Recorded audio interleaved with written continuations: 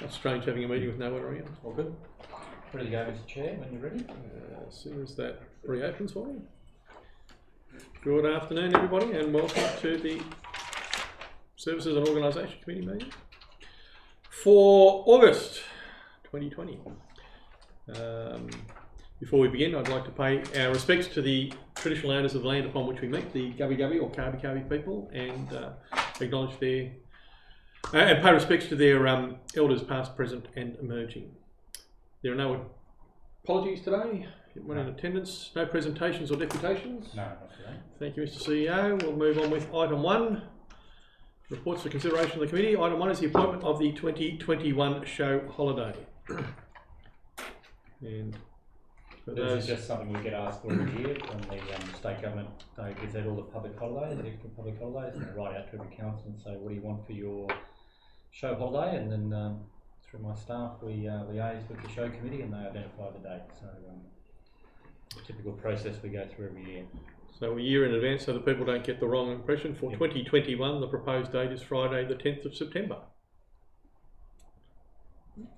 You're pretty straightforward. Any discussion, anything around that? Happy to move it. And second, Councillor Wilkie, Councillor Stewart. No discussion? No. Those in favour? I'm sure we all sincerely hope that the we have a show. community in a position to safely come together to celebrate Noosa Show Day in 2021. It would be nice to have the show back again next year. Yeah. I'd like to add that I just hope this year that we take inspiration with what's happening in Brisbane when they've moved their show day from the Wednesday to the Friday, and what they're encouraging down there is everyone take a long weekend and help the tourism industry. So same message I'd like to give to the Noosa Show community: go out, eat local, shop local, and support our businesses. Have a long weekend at home. Have a long weekend at home. Best place on earth. All right. All in favour? Thank you. Move on to item 2. Tender consideration plan, council facility design and construction. Alison, welcome to the table. Thank you. And Kerry.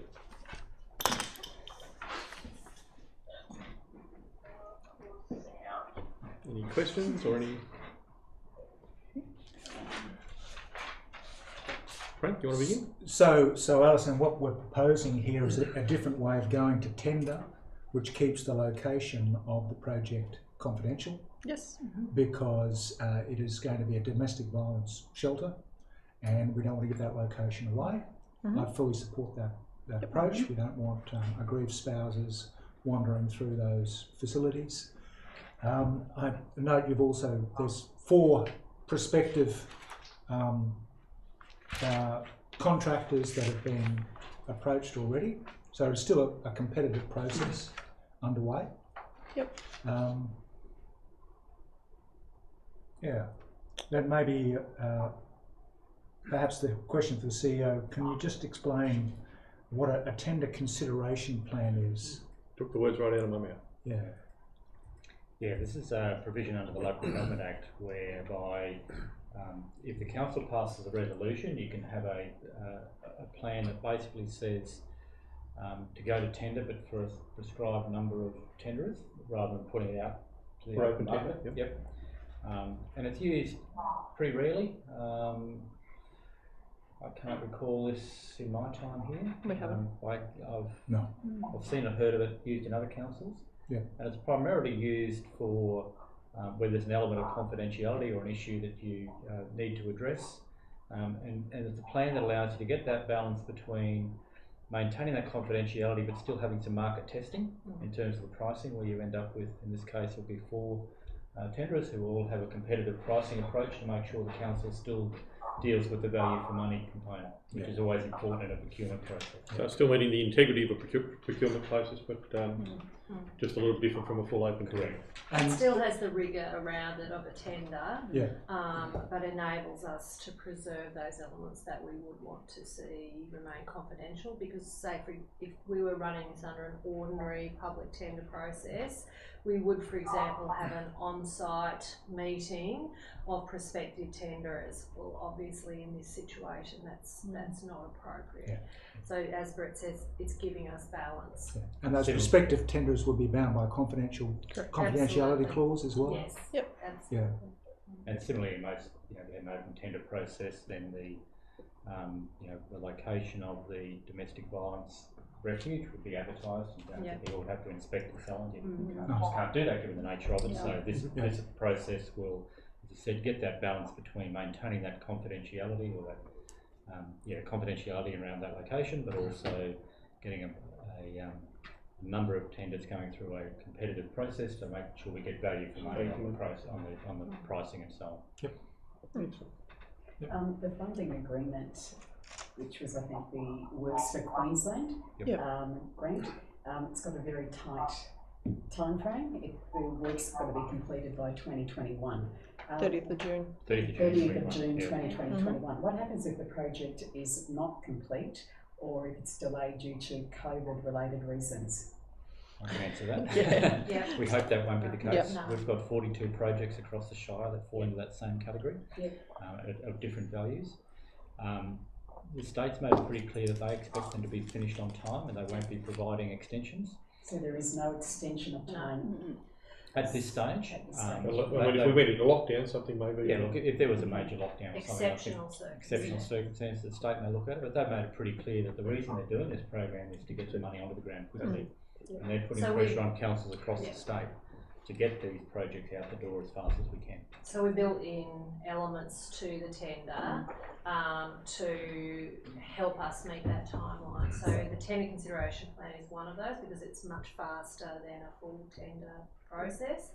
But also, if you can imagine if you were looking at, say, designing a home and you engaged an architect to design a home and then go through the various approval processes, there would be lengthy time in that.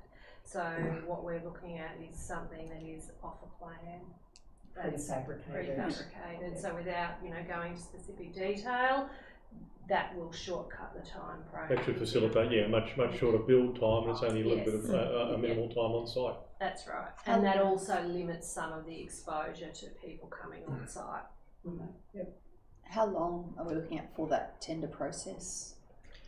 Well, we're hoping to have the whole project wrapped up by the end of March. Okay. That's our intention. So we've got a bit of wiggle room there. Bit of wiggle room, Yep. I mean, some of these prefab things can be done within 4 to 6 weeks of time frames. You've identified as an issue the whole of life costs, that hasn't been factored in, and we'll be considering it as a budget consideration at our next budget. Do you expect the whole of life costs on a project this size to be big, and is there opportunity for funding, state funding?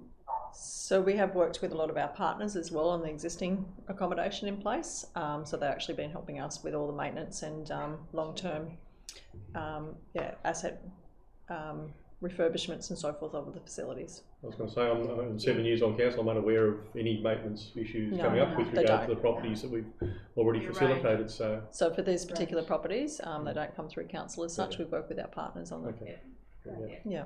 And in answer to the second part of your question, it is very difficult to get, say for example, state funding for maintenance. So we will get capital funding, but maintenance funding is either the responsibility of local government or the partner agencies, and in this case the partner agencies have been, this is their contribution as well to the project. And they'll also be contributing to furniture, fixtures and fittings. So part of the weighting criteria that we've also put in there is contribution to the community as well. So we're hoping that the people coming forward will look at that and bring something to the table. Landscaping, gardens, things similar story. So anything above the money that we've got for Works for Queensland will be provided by our partners. So that's the intention. So no cost to the ratepayer in regard to this project at all. So, right. Apart from, the time of the offices. Yes, of course, but no capital expenditure. No. So that's our contribution to it. Outstanding. Yeah. Councillor Mover. Councillor Stewart. Councillor Wilkie seconding. Nothing further? All in favour? Thank you. Thank you. Karen, can I just ask? Yes. Can I just ask if you can mute your microphone? We're getting a bit of feedback here, and I'm just wondering if it's coming from your end. So if you need to talk, just unmute your microphone and speak up. But if you're not speaking, just it might be your microphone on mute. Thanks, Alison. Feedback coming through. Thanks, Alison. Thank you. Is that better? Can you hear me? We can hear you. Turn it off. But we were getting some feedback through. That was all. So, Oh, it was off. It was off. Okay. Oh, okay. It's off now. It's off now. Okay. It's all good. Thank you.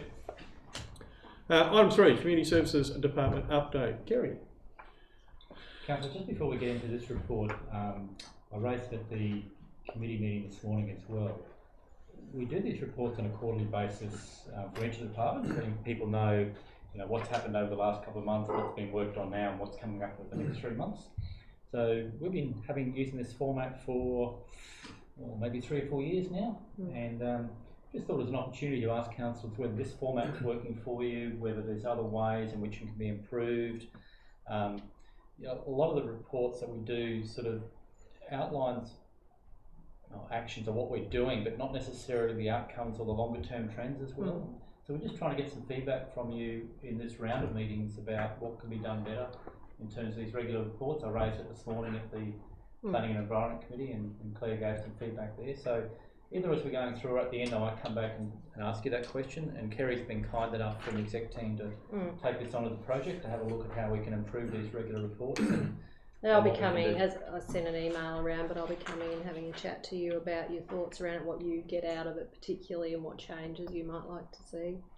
It might be interesting. I noticed in your email there was a mention of KPIs, and no elements of KPIs there. It might be interesting to see how we can relate the matters within here to the KPIs we're trying to deliver. I think that would be a benefit. But as far as format goes and the detail in there, I find it quite good because knowing what the projects are and knowing what's coming up and seeing what elements are being undertaken to deliver those projects or business as usual activities is always good. The level of detail. If there's anything in there that sort of flags something, it's easy enough to ask a question about it, or see that ask if why isn't something being done. I can't see anything about a particular issue in the reports that are coming through. So from my perspective, there's not a lot that could be improved. But again, we've only seen one format in our time on council, so if there's another way of doing it, it'd be interesting to. My intention would be to provide you with some options, because depending on what your natural way of thinking, some people are great with a blank canvas. Some people like to see options, and then that starts their thought processes and go, oh yeah, I like that, I don't like that. Could we have more of that, please? I'd like to ask a question, Kerry. The Rufus Street precinct development. Yes. Current priorities on page 10, completing necessary processes as part of Rycon liquidation. Yep. Could you explain that further for me?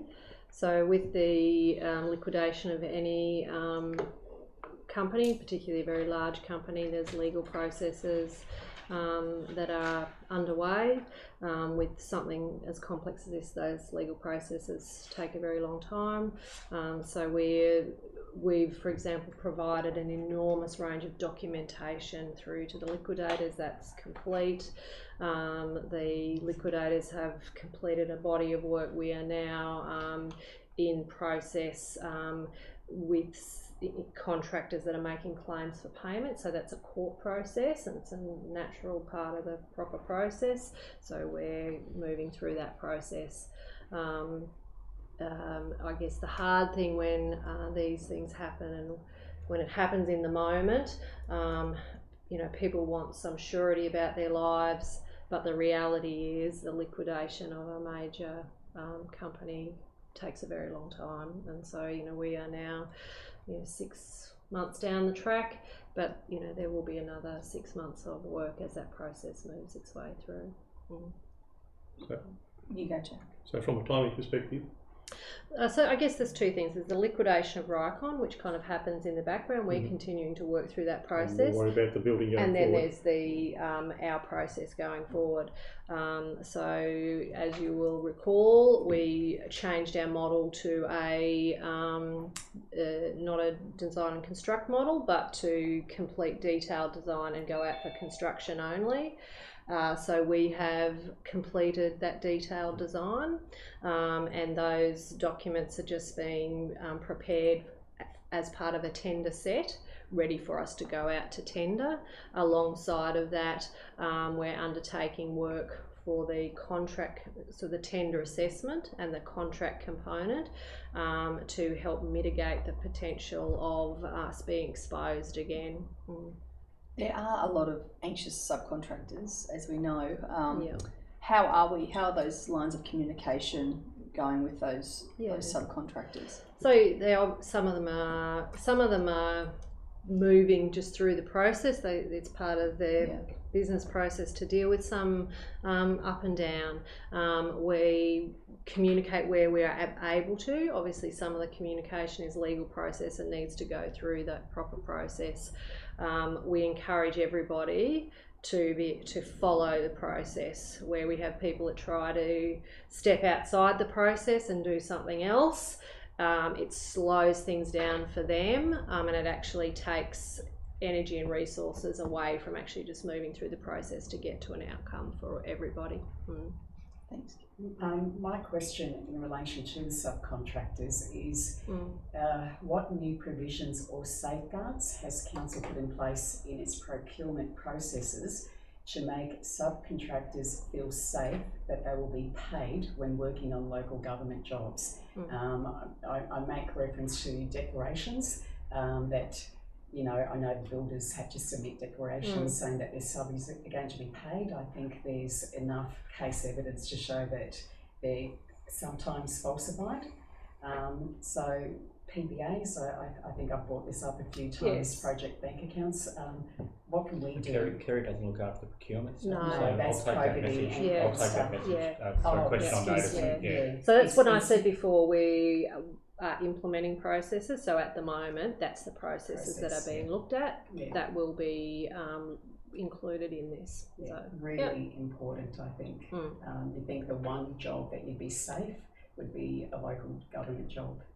My understanding is other councils have looked at this project bank account and they're no more convinced that they're going to be any greater benefit of the subcontractor at this point in time. So there's still some elements there to be looked at. With those, we've looked at it before, is that it's only the bigger contractors who then tend to go down that path and use that, and therefore smaller contractors, the local contractors, might miss out on tenders for council. So you actually forces the market away from your local suppliers, which is maybe not the outcome we want in tenders anyway. So it's a balancing act around that. The issue is that the state government's got policy questions they've got to resolve that then apply across the whole of Queensland. There are thresholds though, aren't there with PBAs? I don't know that in detail. Well, I can say that there will be added safeguard measures in this the next Rufus Street tender. What they look like, still that finer detail has to be worked out, but it will be more than the current processes that we have in place, which were good, strong processes. But you're right, where there are people who don't genuinely follow those processes, then that leaves council, vulnerable, our subcontractors and the ratepayer exposed. Kerry, is there some opportunity for those subcontractors who have lost out, sort of, and are waiting upon their money, or to engage with them with this next developer, or is there some ability to engage their services? Well, we would be going out for a primary contractor for the work that is to be done, which is the construction of the new community house and the green space. So has some of the planning though, or the design has been? Yes, so for the design work for completing the detailed design has been through one of the subcontractors that was previously engaged, and there may well be opportunity. It would be up to whoever is tendering to engage with those subcontractors. Builders tend to use their own subcontractors. We would not dictate which subcontractors, but certainly it's be an open tender process, and we would be encouraging both primary contractors and subcontractors to be looking at those opportunities. But there certainly has been the opportunity for a few of those subcontractors to be engaged again. Absolutely. Yeah. Yes. Absolutely. Which is, and being obviously paid on time and absolutely, and in Yeah. fact paid under the our new time frame arrangement, so they're getting their invoices paid faster at the moment than in ordinary circumstances. I'll take the next one. Disaster recovery, Kerry.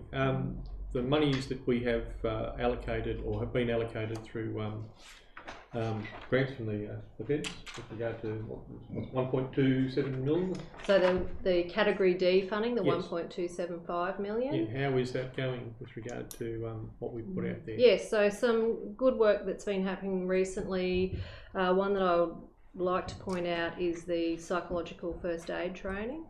So one of the things that we really identified during the recovery phase, so we started to see it with Perigian and we saw it over the next evolutions, was that the staff or the volunteers that were there to handle practical measures, whether it be to help people dispose of, say, food that's gone off in their fridge, whether it was to organise a skip bin for them to put rubbish in.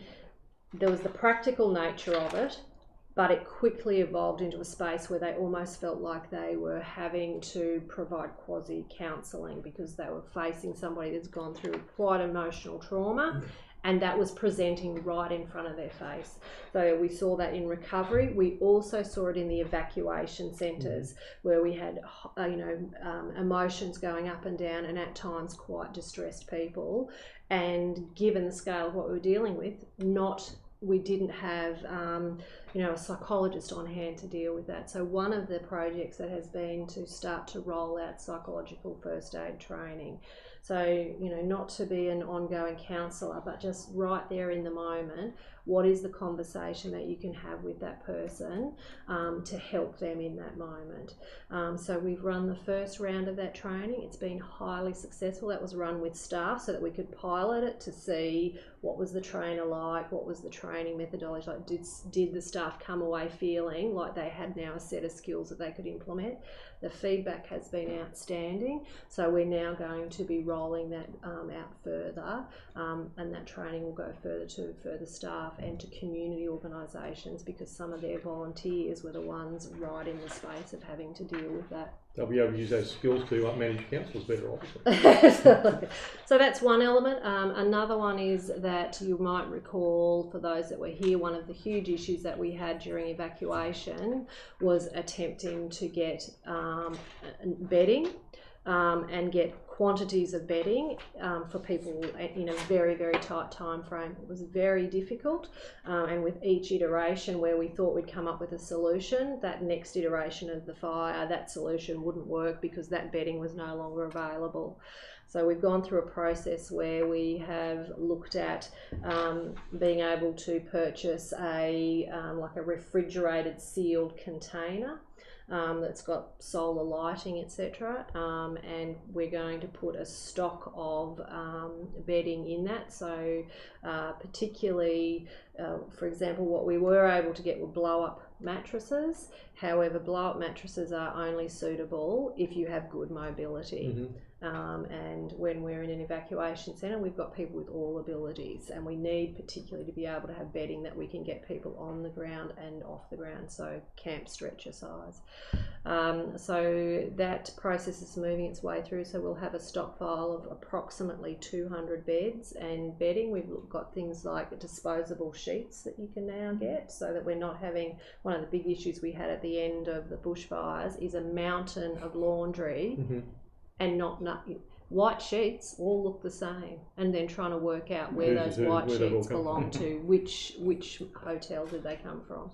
So that's going to give us that sense of security, so that for at least one evacuation centre we'd be able to get 200 people on beds and then source other materials as required. We've learnt lessons from being put in this situation. Probably been a while since we've been thrown in a situation where we've had to house as many people as this. Absolutely. And the challenges that it faces. So that container will be will live at the landfill site, and then the advantage of this is if, for example, we had an event, say it was a flood event in the hinterland and we needed to set up an evacuation centre at Koroy Library or a hall, we would be getting our contractor to come in and relocate either the container itself or the items in the container to the necessary everything inside will be safe and sealed away. And that's right. Yep.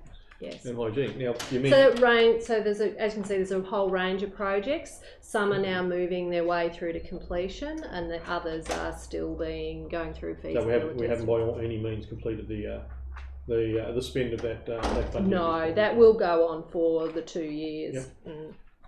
The other funding was the Category C funding, that's right. and we have now appointed to that position, and Cheryl Patterson will fill that position for the next 2 years. And she's already well underway with that and currently planning a respectful recognition event to mark, which I can't believe, the first anniversary of the Perugian bushfires. Noted that in emails today. Yeah. Now you mentioned the what staff underwent through this as well. Obviously they worked above and beyond and all the rest of it. Mr. CEO, what have we put in place to make sure our staff have been counselled after this sort of an event as well? I mean, I'm sure that they have undergone some trauma through what they've seen and heard through this situation as well. Yeah, and the same for COVID. Absolutely, and ongoing through the COVID. In a nutshell, we've established what we call the Wellness Project to support our staff. The Wellness Project was established by our HR team, and it covers a range of emotional well-being,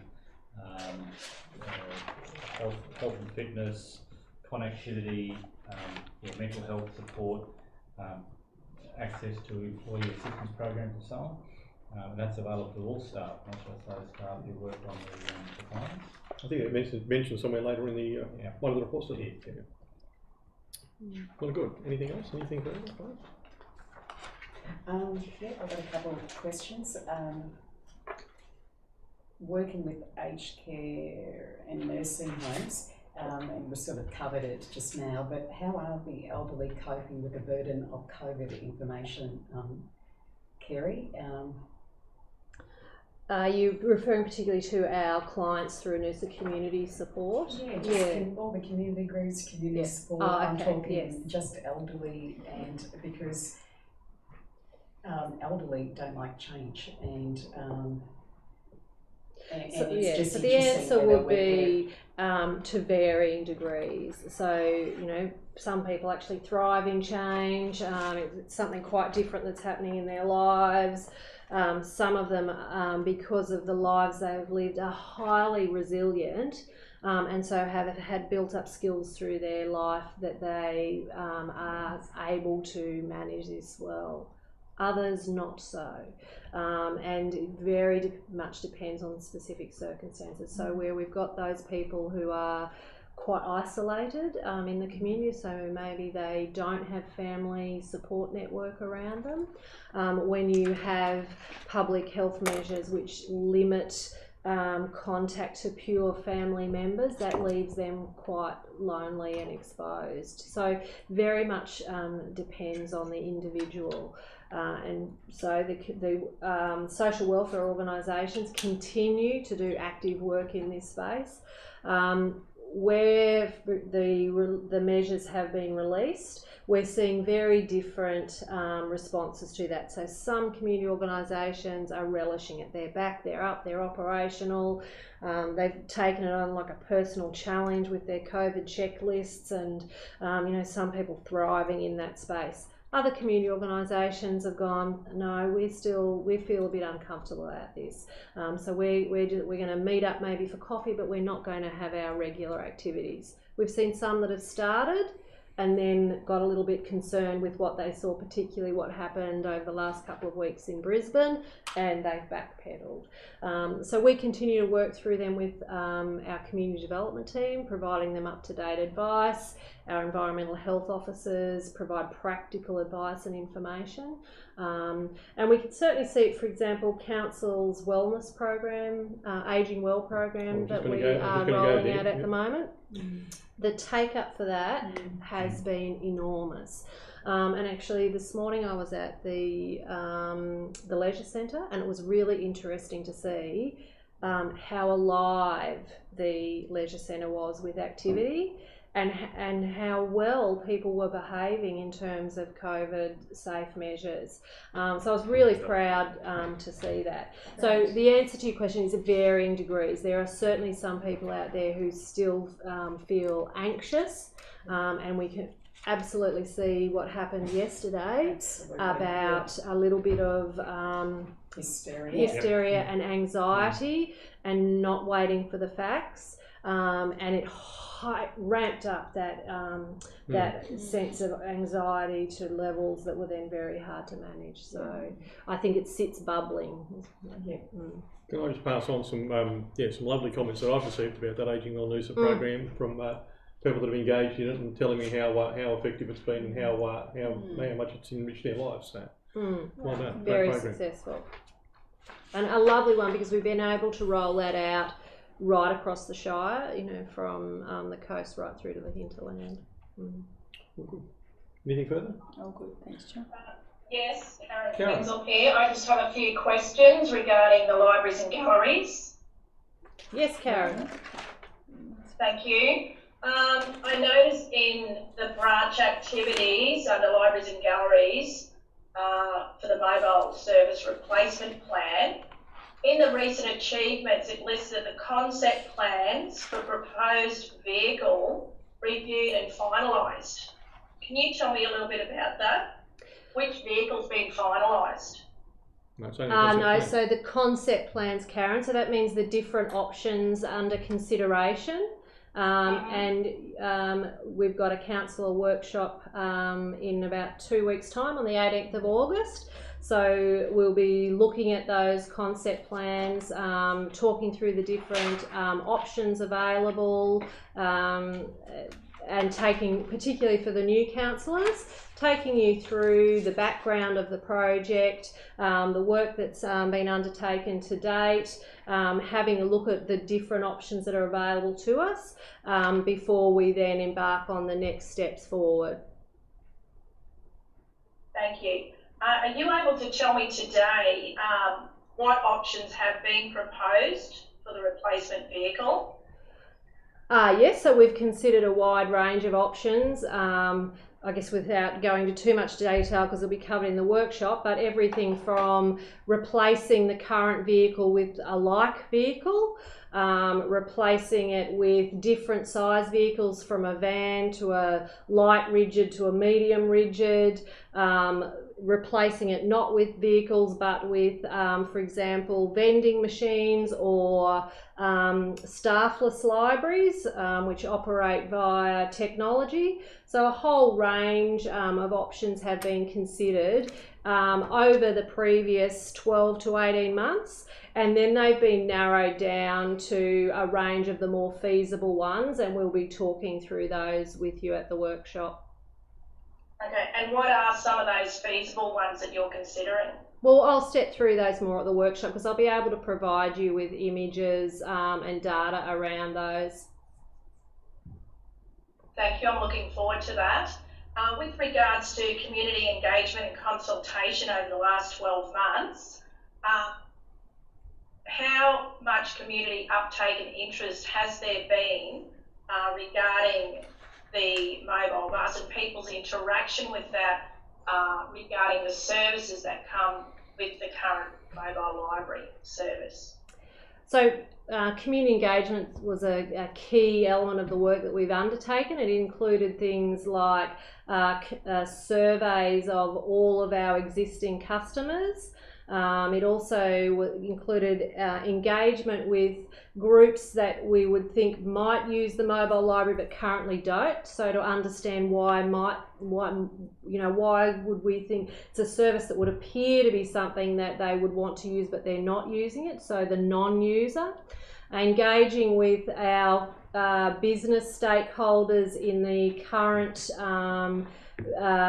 locations that the current mobile library visits to understand what works for them, what doesn't work for them, what options might be available that they might be interested in supporting. So there's a range of consultation with various stakeholders that's occurred. When you mention business stakeholders, does that include the education department and the schools that access the current service? It does indeed include Education Queensland. Currently at the moment, the school that remains using it at an active level is really probably federal. Because this is something that we'll be talking to you about. When the mobile library was originally set up, a lot of our smaller, particularly hinterland schools, didn't really have a fully functioning library service because of simply the size of their school. That's changed considerably now, and so you'll see over time as we've gone through iterations of the mobile library timetable, there's fewer and fewer school stops because they've got their own library services within their school at the moment, and so that they're not relying on the council mobile library service to support them. I'd imagine the transition to digital technology will also be facilitating a lot of that through the school service. Absolutely. And certainly, many of the libraries now, particularly when the building education revolution came through. So one of the strands of funding for that was for learning centres, library learning centres. So many of the schools got funding for that. They put computer labs in their libraries, so they're able to access a lot of digital technology that they weren't able to previously.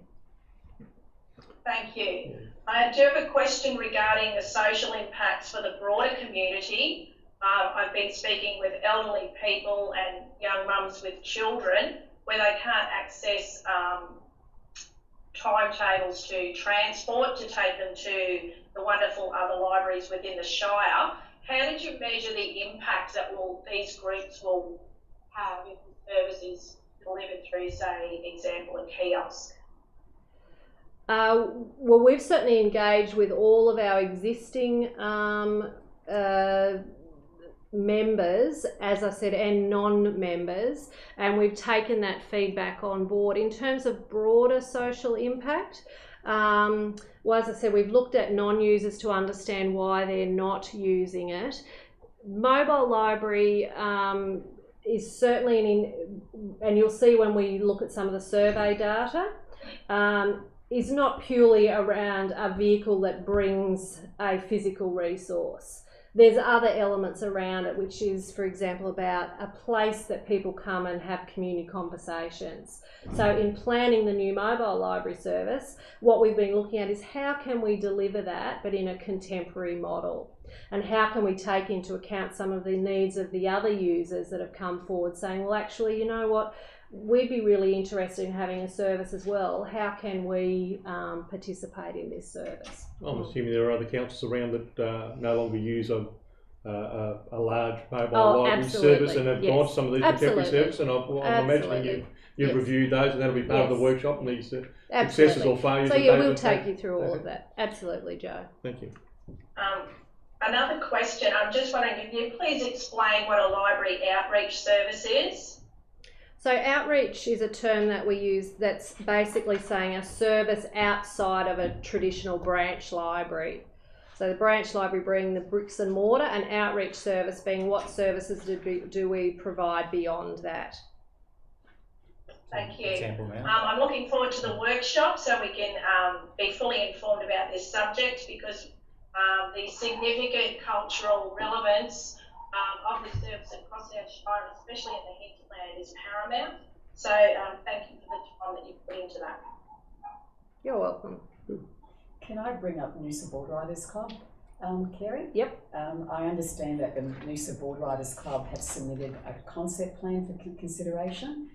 Has that been shown to the NAC management, and what was their response? So the Noosa board riders are keen to establish, I guess, a home base, a clubhouse. We know that many community organisations want their own clubhouse. A clubhouse of your very own in today's day and age is a luxury, unless you have a block of land and can raise the funds to be able to build one. Most of our community groups have over the years. Over the years, yes, absolutely. We've seen community organisations spend years raising funds and doing a fantastic job to be able to build their own facility. Karoi Genealogical Society did an amazing job in being able to do that, and full credit to them. What we encourage, so for the bulk of organisations that can't fund their own facility, is first what we look at is existing facilities and maximising use of existing facilities. Because there's no point in building something over here if we've got a building here that's only, used to say 10 or 20%, because that whole building over here has to be maintained and looked after, repaired, etc. So we look at maximising the existing facilities. If then we determine we might look at a new facility, it would be a very rare circumstance that we build a facility for one community organisation, and then what we look to do is say, okay, can we co-locate like-minded facilities, like-minded organisations? So one of the proposals that has been put forward is potentially a facility possibly at the aquatic centre that could house community organisations that have an interest in water sports, and also provide some facilities there at the aquatic centre. Now, it's in its very, very early days, and obviously that would be a very long-term project, given everything that council has on its books at the moment. You'd have to go through a whole range of consultation and then processes to obtain funding before it went ahead, if it was to go ahead. So various stakeholders have been engaged, including the aquatic centre team, the various teams. Earlier we were talking about the mobile library and concept plans, which are kind of options. This is very much even before that. It's in very early days, and we're working with stakeholders along the way. And through that process, other things might come out. Yeah. Great. Just general comments in terms of feedback about the quarterly reports. I think they're an excellent way of giving a great overview of what every department is engaged in. I think people will be impressed to understand the amount of work that's ongoing all the time. And I think one of the reasons why councillors and former previous councillors asked for this information was so that they weren't taken by surprise about what's going on, that they hear from the community about certain programs, and they're unaware because council staff are very, very busy all the time. In terms of oversight, a lot of these quarterly reports have initiatives that you look forward to seeing where the next instalment. Yes. And some of the leaps aren't being made. Like, I like to track certain progress of certain reports and statistics. For example, I know you're able to provide this information, that the statistics for the local laws compliance in terms of dog attacks. There was a misprint. I think the same data was printed as last time. Yep. So maybe you can bring us up to speed on the number of reported dog attacks. This is on page 20. Yep. It was a very good pick-up by Councillor Wilkie. Thank you very much. That there was an error in the saving of the report. So the data for the local law statistics is as follows. So customer requests for the January to March period. The April to June period was 818 customer requests. There were 17 dog attacks, 10 on people and 7 on animals, 47 proactive patrols. In infringements, there were 1,458 infringements. That's because you're easing off on Yes. during the COVID. Yep. Absolutely. So 1,294 of those were parking, 91 were animals, and 73 were other local law, general local law infringements. So what are those last stats, please? Animal infringements? 91. 91, yep. And then 1,294 in parking, and 73 in local law infringements. So Kylie, would we be able to put an amendment?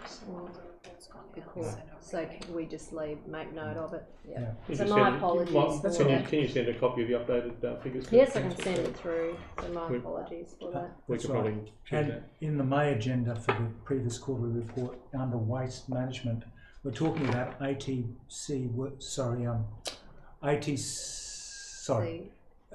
talked about a final report on a waste feasibility study for a Wide Bay Burnett Regional Organisational of Council's report was received in order to assess if Noosa wanted to be involved. The proposed action was to present a report to Council and obtain a position on Noosa's ongoing involvement in WebRock. Yep. I may have missed it. Is it in here? No. So while you councillors might be aware that we've been participating in 2 regional working groups to look at the future of waste, and particularly around a regional solution, whether that be anaerobic digestion or waste to energy, or there's a whole range of options being considered there. So one of the groups we've been working with is to the south. The one you're referring to is through the north with the WebRock group of councils. So that group's well behind the southern one. So they've been going through the early feasibility stage. The first report was prepared and we had reviewed it. It was then awaiting for the new councillor. So obviously council elections occurred in March, and it was waiting for those new councils to come on board, settle in, and then take up the process again. They're not all quite ready to do that. And particularly looking at COVID, those councils, so it's including councils from Gympie, Fraser Coast, probably step down a notch in their Bundaberg. priority lists. So they've got a range of priorities that they're looking at before that process picks itself up again. Look, what were we seeing there? Very similar to what we'd seen in other studies. There's a range of options. That investment for, say, a waste to energy option takes significant financial resource, both in terms of the capital and then the ongoing maintenance of that. And then you must take into account the geographic location to look at travel and whether then there's value in that. So for us, in terms of the WebRock one, it's a watching brief and we'll continue to participate in that process. We're not pushing that process because we can see that there are councils very much at different stages, and for everybody to be engaged, they all need to come to that willingly. The process to the south, once we've got past all of our elections, so that's kicked off again, and the waste managers in particular are meeting to look at some options in more granular detail. And that involves Sunshine Coast, Morton and Uniwater. Yep. So the reference to the WebRock report will appear again in the quarterly update when it's relevant. You've got something to tell us. When it's updated. So the reason it's not there, we're not pushing it because we're not a central partner to it. We're a fringe partner. It's up to them. They need to regain momentum. And I guess because we hadn't seen anything startlingly new in it, it was kind of what we'd seen before, so we're not pushing it. A lot of feeling is the one to the north won't stack up. That's The distances and the volume. The distances are too great and the volume is too small. Yes. Whereas to the south, the distances are shorter and the volumes are higher. It's got Yeah. more chance. And So it's this quite is like a game of poker. You have a chip in both games. This is the challenge of the advocacy role that the council will be playing with the state environment minister and the waste levy, and how those funds are spent to facilitate how they manage the reduction in waste that they're being asked to deliver for the next with the targets that they've got. Okay. The May report referred to under waste management again. ATC Williams' final report on landfill master plan was received and under review. Can you give us an update on? So one of the elements that we've been looking at is the cell design, and the design of the cell has a large impact on both the lifespan of the cell, but also importantly the methane element. And so we had been looking at a different way of constructing the cell to see whether it got more lifespan out of the whole landfill, but also enabled us to capture the methane to a higher degree and faster. So that review has been undertaken, but what it shows is that there are some engineering challenges with constructing the cell a different way, and that those challenges, the work would have to go into meeting those, may not outweigh then the benefit of actually the change in methane. So they're reviewing what that then might mean, what elements we could take from it. So basically, it's still under review. The work continues on. So like all of these things, you get another piece of the puzzle and think, okay, now what does that mean? Can we take some elements, or do we need to go back to what we were originally doing? The mail agenda also mentioned negotiations with macadamia farmer to use landfill mulch to supplement organic farming. Yes. Is that viable, or? Yes. So the green waste is something that we have been, we've got large volumes of green waste at the landfill. It goes through periodic stockpile. And we've had stockpile issues, which also gives us concern, for example, around potential fire because of the heat within those stockpiles. And while we have a contractor who comes and takes part of that stockpile, it relies on them having a distribution for it, and at times they have not had adequate distribution, so the stockpiles got too large. So they've now been working with a macadamia farmer to take that mulch and use that mulch. So that's a good outcome. Yes. Yeah, great. And one last one. Other conversations happening with Country Noosa with regard to those opportunities. Looking at the different options, and one of the other, so there are grades of mulch. And what we've been looking at is what options would there be if we took our mulch to the next grade to actually reach Australian standards. To meet standard, what work would go into it to have to achieve that, and if we did that though, would there be much greater avenue for use of it, but also revenue for council in selling it at that higher grade mulch? Okay. Great opportunity. That'll do me. So I would just say I love the extensive report. Be great to see some follow through on just tying them up. If it's still under review, just say it's still under review, or it's finished, or it's just so there's some follow through, and also something along the lines of what the Mayor and Joe was saying about the problem areas that, like, in terms of oversight, you know, if it's a happy story, we don't really need to know, but what are the problem areas? Challenges. Areas that are falling behind. The red flags. Yeah, and especially the projects that are falling behind. I shared with the committee this morning one of the great sayings that our current chair of our audit committee, Scott Williams, told me once, and he said, Brett, there's nothing interesting in good news, all the fun bits are in the bad news, because that's what you can do something about. I guess really interesting comment. I guess the traffic light system that we utilise in other elements may be something here. You know, everything's on target and running to plan, but areas where, you know, that the yellows and reds, that sort of thing. It's in the capital schedule. Might be worth something of highlighting in there. Don't know if that'll work. But. And maybe also add a column for opportunities, just any brainstorming that happens in these meetings, and then a follow through in the next lot of reports. Kerry, I want to go back to local laws and dog or animal infringements. Compliance and dog signage, they sort of work to me hand in hand.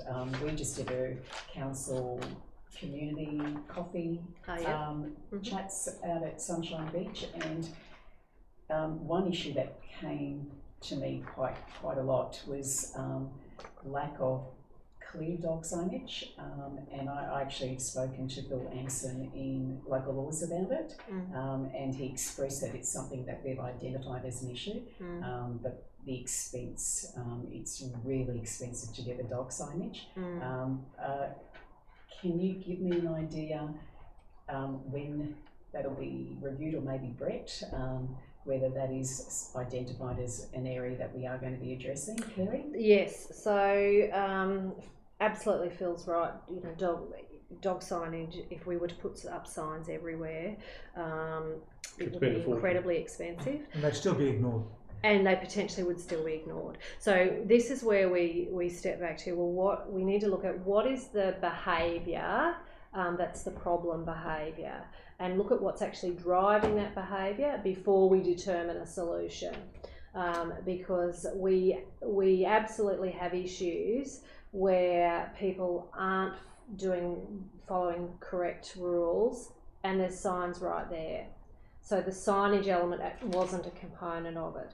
So it's, you know, this is where we really work on our education program so that people understand why they need to follow certain behaviour, and then compel them to do it in other ways. So rather than just blanket signage, and part of it is people understanding that unless there is a specifically signed off-leash area, then the dog should be on leash. Mm-hmm. And I think that's part of our messaging that probably hasn't got through well enough. But I support the idea of a review of the signage. Yes, Sunshine Coast Council is doing this quite well, I think, at the moment. They've got, I've noticed new signs down in Coolum on the. I'm not saying that we follow their example, but on the pavement, lead by example. About dogs on lead, and appears to around Coolum especially appears to be working. Yeah, because I think the complaint, Kerry, is signage is sometimes hidden behind trees. There was one down at Sunshine Beach. And where it is overgrown but also just confusion. It's just not. It's not in your face. So you've got access number. Beach is open, and then you can walk down this path with a lead. You can't walk down this path without a lead. I think there's got to be just a conversation. Consistency, clarity. Well, I'm happy to take that on board. You can't walk down any path without a lead unless it's in a dog off leash area. No, that's not true. Dogs are on a lead everywhere except for dog off leash areas. Yes. It's a blanket rule. Dogs on lead unless in a dog off leash area. Sunshine Beach, it's quite clear you can't walk down that path unless your dog is on a lead until you get to the beach. And that's where the dog off leash area begins. Yeah, but that's not made clear on any other signs along the coast. That's the only sign. I'm happy to take it back, and it's always good to get a fresh perspective and how people interpret signs or etc. So really happy to take it on board and have a look at it. Yeah, and I think that's going to have an impact on animal infringements, and a current priority is exploring ways to, to achieve community satisfaction, and I think that's a possible way. Kerry, I'd like to get, with regard to dog attacks, I'd like to get a little bit more feedback, and maybe going back over time with regard to where they're occurring. Are they occurring in dog off leash areas? Are they occurring, why are they occurring? Are dogs getting out of yards and that's where they're occurring in the neighbourhood? Are they occurring in dog off leash areas, or are they occurring just randomly in the street? Dog attacks happen in all sorts of places and spaces. I think the ones that concern us particularly is the number that we see that happens on a footpath outside somebody's house. Because somebody's walking a dog past and the dog isn't or what they've done is they've taken their dog for a walk. As they approach their home, because we're on our way home now, they take their dog off their leash before they actually get inside their fence. So they might be at the neighbour's yard or whatever, take their dog off leash there, and that's where we're seeing instances of dog attacks. And people's response is, but I'm home, I'm at my home. Well, no, you're not actually inside your fence, and this is where we're seeing behavioural issues. So that's an interesting by knowing where the problems are occurring, maybe that's where we can target the education element. And this is certainly something I've been exploring with Phil. Do we have the ability within the data to be able to drill down and say, okay, it's this neighbourhood, it's this type of dog. So, that's what we're hoping to see through better reporting, is to be able to pull out and say, is it this particular dog? Because there's a lot of stereotypes out there where you know, people say, oh well, you know, you shouldn't have a blue heeler because the blue heeler, you know, is going to be vicious. Well, actually, the data suggests fluffy. What is so it is that actually using the evidence that we have to help. That's what I'm after, sort of drilling down in that data to see where we need to facilitate change. And you know, the chair and I, Joe and I, we went at to Tewantin last week and saw, you know, there's certainly opportunities to have additional spaces for dogs off leash. We saw potentially some that could be used, so maybe that's something to look at too. Additional spaces for the dogs. I'm a big fan of dog off leash areas being fenced like Brisbane are doing, because that means that the dogs don't run uncontrolled. They've actually run within a controlled and confined space. That in some areas I think that would be beneficial. But, you know, I'm happy to take that on. I don't mean everywhere, but I think in some areas it'd be beneficial. About when can they review areas that will allow dogs off the leash, and I think it's in the program for within the next 2 years. So I put in a petition for Karatha's Park to be dog off leash, and that was the response. Yes, it will be considered, but we've got to wait till the local review period, which is within 2 years. Well, that was what I was asking with the dog attacks. Are they happening in dog off leash areas? I mean, you know, some do.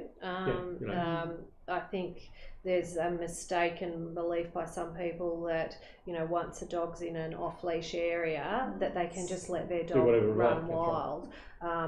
Whereas it's very clear you still have to have your dog under effective control. That means you need to be able to call your dog, and your dog needs to either sit or come to you.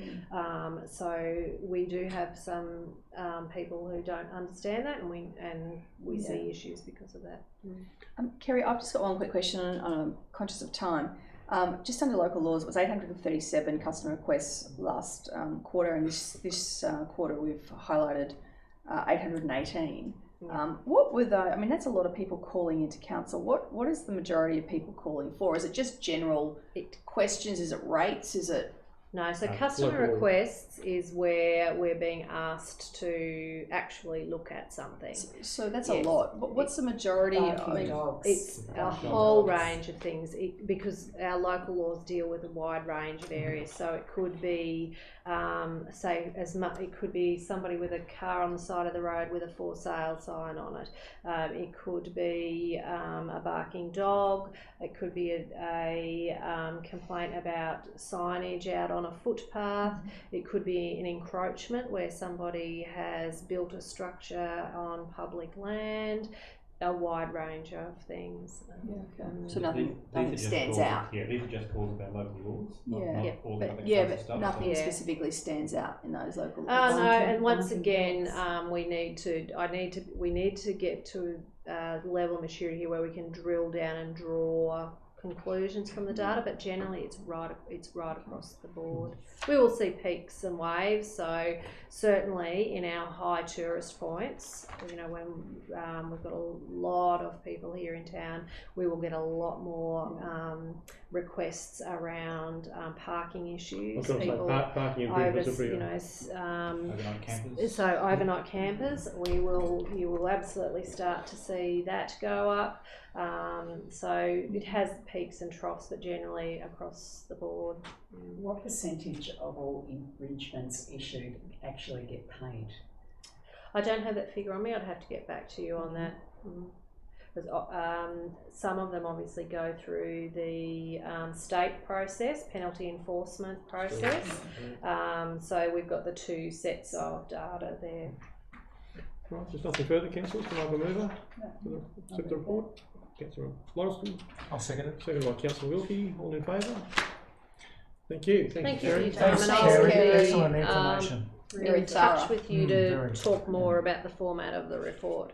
Thank you. I'm impressed at your knowledge of waste after such a short period of time in the job, Kerry. Oh, it's become a passion of mine now. Who would have believed that I was going to say that? See, it works. It works. And you know what? I was rubbish. I was so looking forward to attending my very first waste conference, and Next year, we'll take you next year.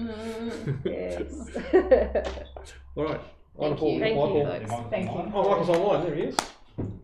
Hey Michael, how are you? Great, good. Questions for Michael or with regard to the report, Karen? Michael, I've just got a quick question. It's on page 28 in regard to business as usual activities. Can you hear me? Yep. Far away. Supporting staff working at home during COVID-19, and Brett, you've talked about a lot about how some, for the introverts, they've loved it, for the extroverts, they've really struggled. Going forward, what is the plan to sort of, I guess, get staff back to work, or potentially if they say, hey, we're really happy with this setup, we want to remain at home? I mean, we're starting to see a trickle, it's getting busier than it was a few months ago here in council. So what's the plan, or do we have a plan in that regard? Yeah, I might answer that. We're starting to bring, each area is developing a plan to bring staff back slowly. We actually put that on hold a couple of weeks ago with what's happening in Victoria. Right. Because it'd be silly to ramp up and then ramp down again. We'll just have a bit of a watching brief, so to speak. What we've also said for each of our areas is that we're going to be flexible. There's a lot of staff who are actually more efficient working from home. They're actually got higher productivity, and it really depends on two things. One is the nature of the person. Some people like just to be left alone at work. Other people need to bounce ideas back and forward. And the second is the nature of the role. Some roles are actually, good just to have that quiet time and work on them, and others you do need to, what do you think about this, or whatever it might be. So we're doing that at what I call a local level. Each department, each branch is just working through what's going to work best for them. But we have flexibility. We're going to be encouraging flexibility for how people work. It's about how the job gets done, not necessarily you got to sit on that desk from 8:30 to 4:30, whatever it might be. So we've taken a very pragmatic approach to that. And that experience that we're having here is reflected across the state. When I talk to other councils, they're finding the same thing, is that in some areas productivity has gone up, others it's come down a bit, depending on the nature of the person, the nature of the role. Well, being flexible in the workplace is obviously, can produce efficiencies, but there's other benefits, of course, for staff not having to travel to and from. It also takes a bit of the burden off our road system and our parking areas as well. So one of the good things that, and I'll give Michael and ICT guys a plug here, is that our systems enable us to have these choices. But we also got to be a bit careful that, we didn't have hundreds of laptops sitting around when we shut down. So some staff took their PCs home. So it's going to be more difficult for them just to say, well, I'm going to come back to work 2 days a week and work from home 3 days a week, or vice versa. So we're just going to have to work that through. And as I said, we're not rushing it. We're just going to do it in a very cautious and sensible way to look at how we can optimise that work patterns. And another opportunity I see is that when there are vacancies, we've just opened our pool of potential applicants, and there's probably a lot of applicants out there who do need to stay at home a couple of days a week with their kids. So opportunity there, I think. Yeah, I think it was pretty hard when we had the homeschooling. That was tough for a lot of our staff. We were trying to juggle that and work and so on. So that was a very difficult period, and I hope we don't go back there. it's a watching brief to That's why the watching brief is we just want to make sure we get all that right. Michael, can I ask a question? On page 26 and on page 28, recruitment process for new procurement and contracts advisor, and on page 26, recruitment of 2 vacant positions within the financial services. My question is, are they new positions, or we're just filling existing positions that have been vacated? They're budgeted positions. They're In budgeted. the structure. Okay, so we're the ones we budgeted. We're not putting on any new positions that aren't approved in the budget. Yeah. Okay. So they're 2 new budgeted positions that... No, they're not new positions. No. They're included in the structure, in the FTE, and they're budgeted. They're vacant positions. Oh, okay. Page 27, Michael, under ICT security, under current priorities, eliminating vulnerabilities found by external review. Are you able to elaborate on what they are? Would that be giving too much away? Their nature. There was, I think, as part of our normal processes around ICT security, we had an external firm do a vulnerability assessment, which is in the briefing note, in the report there. There were generally three areas that they targeted. One was effectively the internet, so any services we have that are exposed to the internet. The second area they looked at was our wireless network. And the third area they looked at was our internal network. So there was three areas they looked at. Generally they found with our internet services that they didn't find any vulnerabilities there, which was good. Things there as examples, you know, our event calendar that's exposed to the public, our cemetery's website. So they didn't find any vulnerabilities there.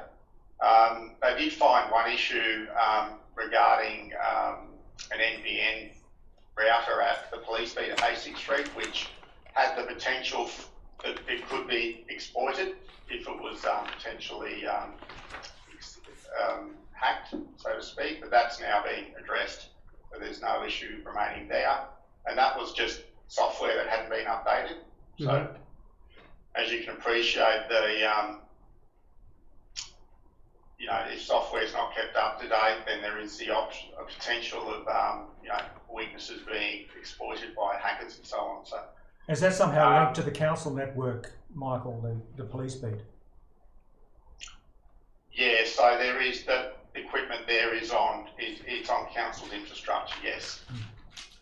Because council, the CCTV system there is on council's assets. Yeah.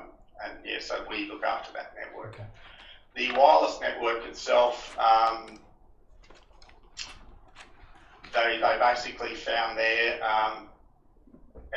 our staff access was pretty secure in terms of log on. So we have log on requirements for all of staff access to our wireless network. They did find that there were a couple of printers that didn't have passwords on which a malicious user could access. So that's, again, they've been closed off, relatively minor things there. Internal network, that they basically connected to our internal network using a cable. So they sat in the office and looked at our internal network. We did find a few issues there that we need to address, mainly around access to servers and some PCs, and that was through a Microsoft vulnerability that they detected. So that's now, we're dealing with that through, again, it's updating some software. And they did find some other things as well, just around some default passwords were being used for some of our equipment, which we need to address. They found some weaknesses with their employee passwords being reused. So as you can appreciate, if you use, say, Noosa 123, then your password needs to be changed, Noosa 1234. That's the type of thing where, you know, it can be a hacker can, or software that's out there to crack passwords, that's easier to crack than a passphrase. And again, just some internal systems that were missing some upgrade patches, which we've now addressed. And the other weakness that we need to address, and this is more of a human issue, is staff saving and sharing passwords in documents and emails on council's drive. So, you know, that's potentially a risk as well that we need to address through our internal education program. So look, generally, whilst there's always room for improvement in terms of, you know, major risks, I think we're doing pretty well in that space. What about with staff working from home, Michael? Does that add any additional security risk? Generally not, Joe, given that a lot of our systems are password protected. So, and we have things like Technology One have security requirements. So look, there's no particular risk of, not saying there isn't any risk, but in terms of hacking our systems, there isn't. Provided staff maintain good, strong passwords and don't share them, and don't click on malicious emails that come through, then, you know, we have a fairly secure system. This risk, cyber security is a major risk for all councils. So I'm aware of other councils who have been hacked. There's one out west which is 6 or 8 months later still trying to put their databases back together. Wow. And you know, we do have attacks on a regular basis here that Justin and the team deflect. I had someone tried to attack my email address while I was on holidays recently from Kuala Lumpur. So you know, someone dialed in and tried to brute force my password through Kuala Lumpur while I was away. So I guess the smaller councils with less funding are the ones that are more vulnerable without. So the good thing is we test, we get external experts in to make sure we're up to speed. If we've got any issues, we find them first and get them fixed. Yeah, it's a very proactive regime you've got, Michael. You used to conduct, and I don't know if you still do, where you'd send fake emails to staff. I got caught out by a very official looking one. I clicked on it and found that I'd been scammed and had to do some training. Are you still doing that program? Are you still and how many staff are you catching out clicking on these bogus emails? Yeah, we did one a few weeks ago, and we had a little bit of an issue with the results because we just upgraded our email security system, and it was a little bit tweaked. It was tweaked a bit too much in terms of trying to identify where staff had clicked on things. So I think it had almost every staff member failing, which we knew couldn't be right because I was on there as failing, and I knew, you know, that just doesn't happen. So, I hope. But yeah, look, we're about to roll out another one. But generally, you know, our feedback from the security consultants is you're always going to have an element of risk around that because the fraudsters get better and better at those emails, and it could be how your staff and us as individuals are looking at them as well. Like if you look at an email on a phone, it could look a bit different to one on your desktop. Yeah, absolutely. So it's really just you know, we're trying to educate our staff to be, you know, if in doubt, just send it to IT and they'll check it and see if it's valid. But there's also things as well now, with a bit of smarts in our email system regarding if for instance, if an email has a BSB or an account number, it flags a message for you to say, look, this is potentially a malicious or fictitious email, and you might want to look at it in a bit more detail or contact IT. So look, it's it's an ongoing education process, and usually we do it monthly or a bit you know, every 6 weeks or so we do a phishing exercise. Oh, sorry, Brett. Yeah. I've got a different topic. I'm happy to move on. Yeah. Okay. Michael, I've got just a question about the rates. Obviously, that was a big issue for us in the budget, and the issue of the July 2020 rate levy. How are we looking? How are the trends looking for that? You know, are people paying their rates? Are they deferring? What's happening in that regard? Yeah, Claire, we're getting in terms of payments coming through. I checked with Kelly a few days ago, and we're about 2% below the last rate run in terms of, you know, people progressively paying, because some people just like to pay their rates. You know, it's just how people are. They like to pay their bills when they receive them rather than when they're due. Yeah. We have noticed a bit of an increase in arrangements to pay, but so far so good in terms of it's not potentially impacting on our cash flows and so on. So look, I think over the next few weeks we'll probably see that trend will play out a bit more on both of those fronts in terms of payments flowing through and, you know, what sort of rate arrears could we potentially be looking at, and that's, I mean, that is the $1 million question to pardon the pun in terms of, you know, what does it mean for our cash flows and so on, and what's the level of hurt out in the community around the their ability to pay their rates. I'd say it's an element of a litmus test there to see how the community are coping through the COVID situation. Like, we'll probably know better about a week after the 60-day period, won't we? That'll be the best time. Yeah, yep. On a different subject, the rent waiver provisions, Michael. I note on page 30 that Council is going to develop an approach and framework for rent waiver provisions in accordance with the Federal Government's Code of Conduct and Queensland Government regulations. I had a look at that mandatory code of conduct, and it looks pretty fair and pretty good. Are we going to actually adopt that mandatory code, or are we going to change it a bit? Yeah, look, we've used that as a base, and look, it's all about fairness, isn't it? It is. Amelia, in terms of, case by case, absolutely. Giving the maximum amount of relief we can, provided, of course, the business or the operator can, demonstrate the pain they're in, and that's where we are currently.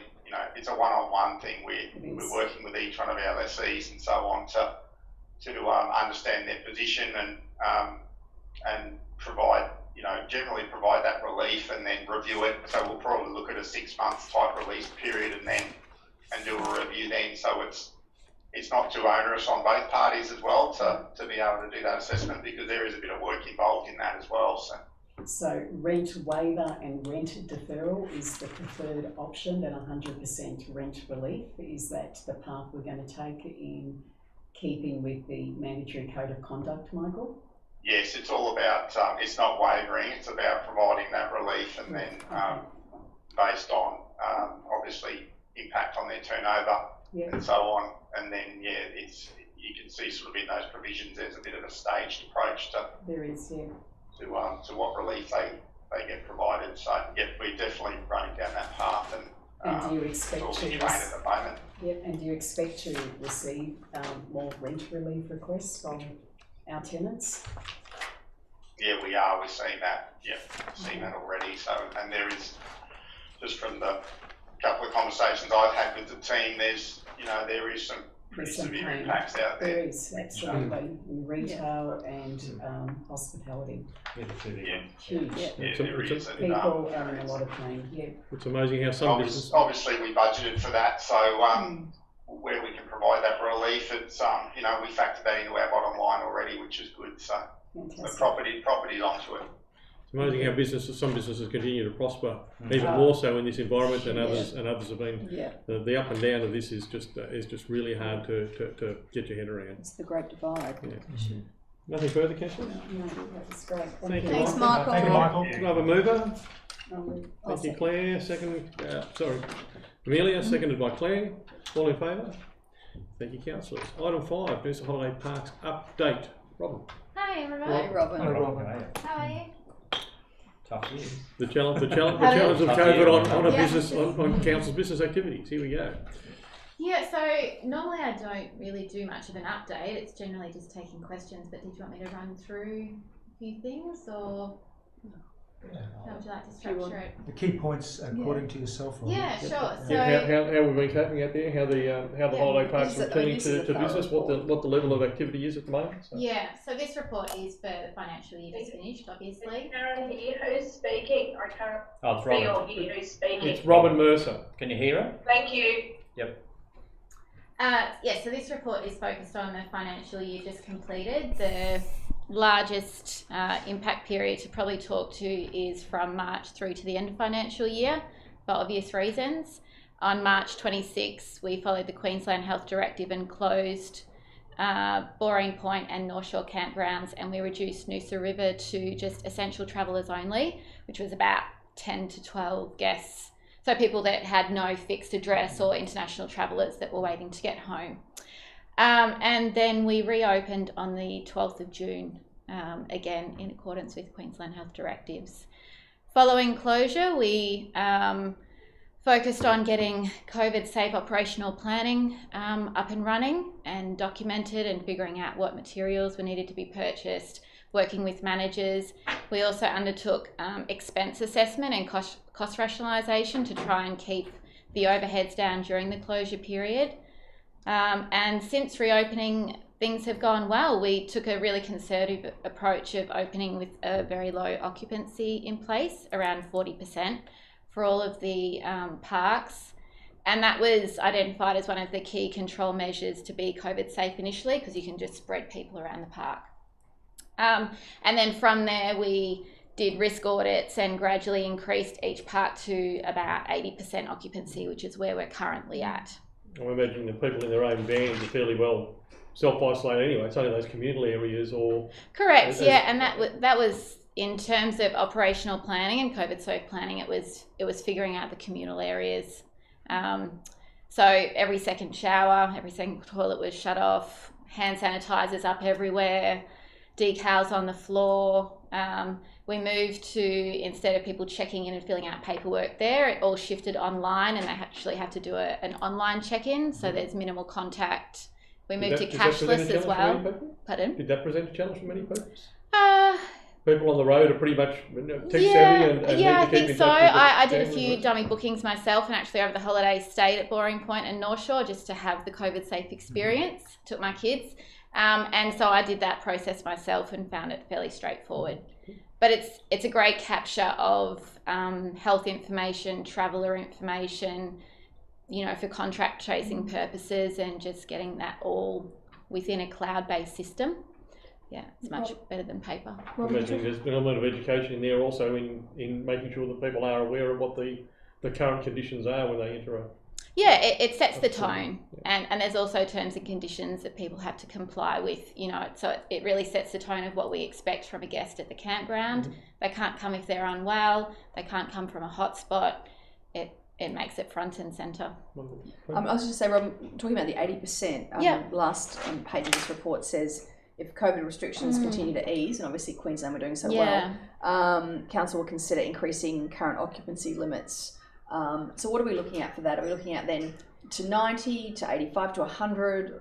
I think probably the next step would be to 90 or 100. Yeah. From my perspective, and in talks with the task force, we're waiting for that 14-day period from the border closure on Saturday. I think that's probably a key marker. So we'll wait 14 days from there, see what the case levels are like, and see if there's any transmission occurring within Queensland. So September school holidays could potentially be? Potentially, yeah. I mean, it's the year where nothing's certain, but that's definitely on the table of what we're working towards. We're just conscious that if we do that, we need to have a ramp down or a pullback program in place. Yep. Yeah. With 80% being the limit, are we running each of them at full occupancy at 80%? Or have we got, like Boring Point typically doesn't run at that? Correct, yeah. So for Noosa River, which typically operates up around the 98%, they're running at that 80 limit. I was there this morning. It was great. Always it was like school holidays. They run a strong occupancy all year round. Yeah. Always. That's good. Yeah. And so North Shore and Boring Point are running less than capacity at this? They are, yeah. I think Boring Point for the month of July ran at about 70%, so we have seen some strong numbers. That's cool. Yeah, there is high demand too because people are limited in where they can go. Absolutely. Yeah. And the North Shore obviously has had an upgrade. Are you getting much feedback from the regulars there about how they think of it? Yeah, all really positive. Yeah. Very much so. Yeah, the new bathrooms. Yeah, had a look at the facilities not long after they were done, and they're first class. Absolutely first rate. They're excellent. Yeah, and we also took the opportunity while the campground was closed to do some levelling and sneak a few more sites in places to try and get our inventory levels up. Yeah. What is the number of maximum sites at the North Shore now? North Shore, there are 42 powered sites, and I mean, unpowered sort of free range, but you're probably looking at around 45. Yeah. On page 36, Robin, under opportunities, you write an invitation to quote has been issued for a new brand development initiative. There's a phase of border marketing project which seeks to capitalise on emerging opportunities. Can you explain that a little bit? Sure. So pre-COVID, we'd started to look at revising the website and also doing some rebranding, and that sort of got paused a little, and now we're revisiting that. So it's probably timely just for the caravan parks to get a bit of a fresher, more modern branding and positioning outlook. So we've gone to market to basically get new logos, clear messaging of the value propositions, and then that will feed through to the new website platform that's being developed. Sunshine Coast do a particularly good job with their holiday function, also Sunshine Coast holiday. Yeah, or Holiday Haven as well, down around Jarvis Bay there, they do a good job as well. Yeah. And that puts them all under the one banner, someone knows they come with the one banner, they've got. So we'll retain Noosa Holiday Parks as the umbrella brand. Our and probably not have different logos for each of them, maybe just a different colour or some sort of tweaking, but we'll definitely maintain that umbrella brand. That seems to be the general consensus of the industry as a whole. I mean, they're all coming under an umbrella. Yeah, there's a reason. Branding to, and then facilitating down. There's a reason why a lot of local governments keep it like that. Yeah. So keeping in touch with it. Yep. Anything further? Happy to move it. Move, Councillor Wilkie, seconder, Councillor Stewart. Thanks, Robin. All in favour? Thank you, Robin. Great. Thanks, everyone. Thanks, Robin. See you later. Item 6 on the agenda, the Executive Services Department update. Welcome, Deb. Hello, everyone.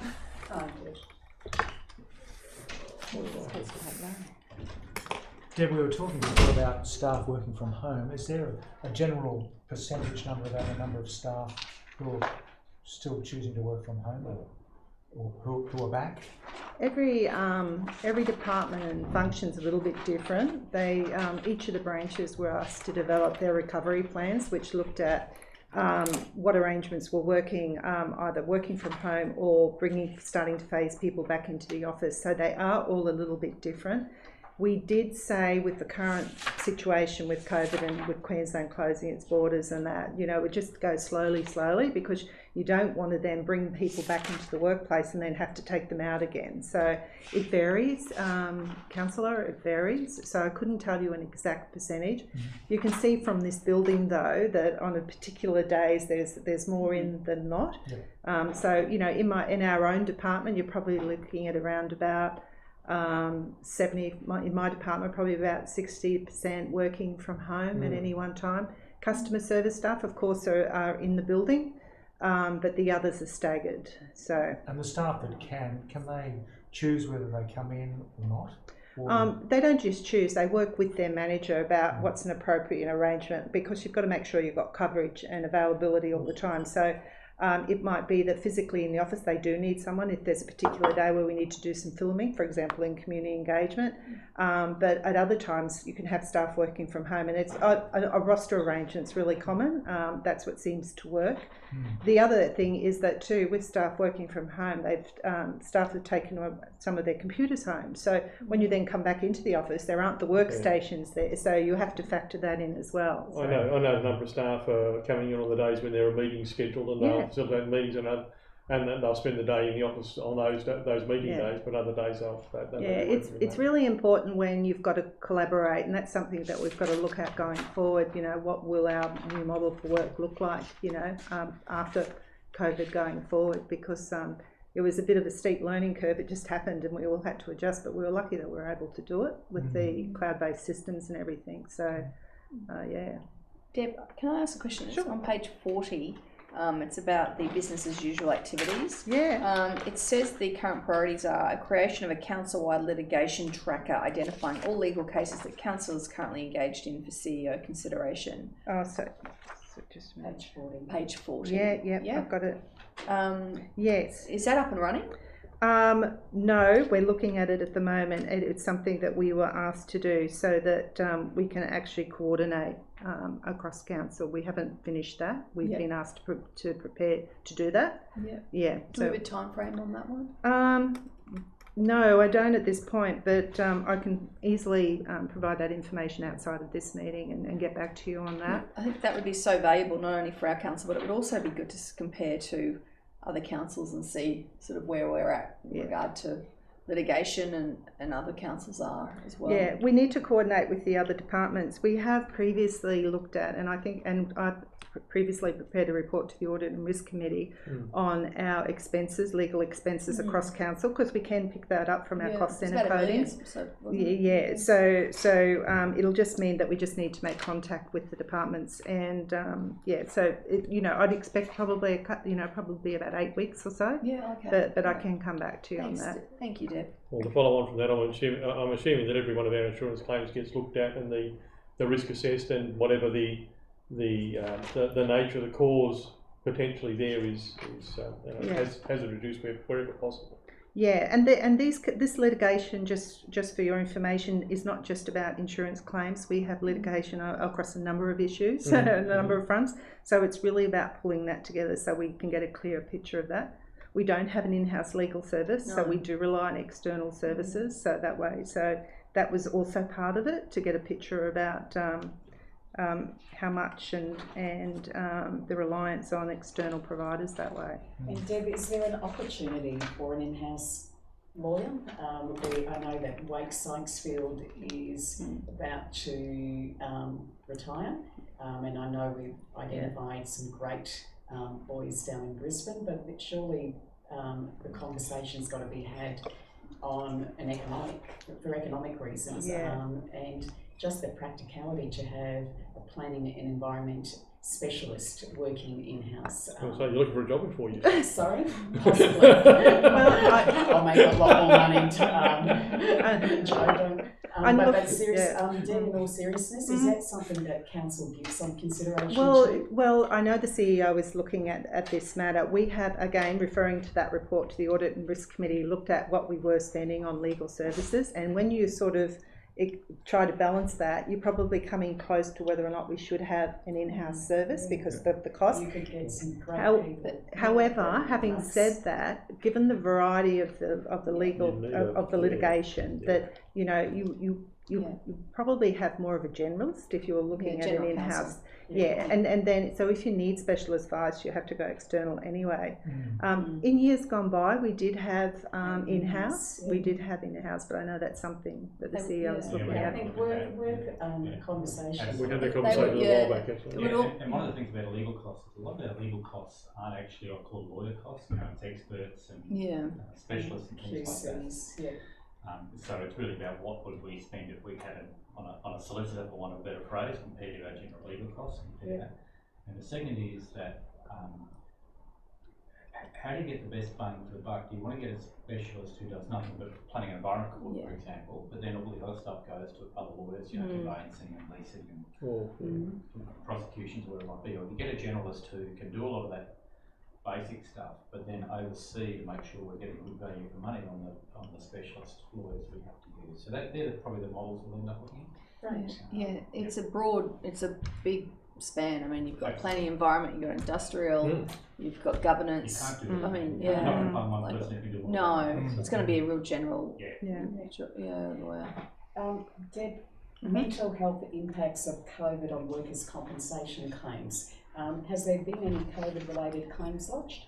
Not that I'm aware of. Is that something that's potentially a risk if this COVID situation escalates? It is potentially a risk. However, what I would say is we recently did a pulse survey where we went out and asked our staff how they were impacted, how they were travelling, were they getting the support they needed, and the communication and information they needed, and the response was actually very positive. So people are actually in a good place.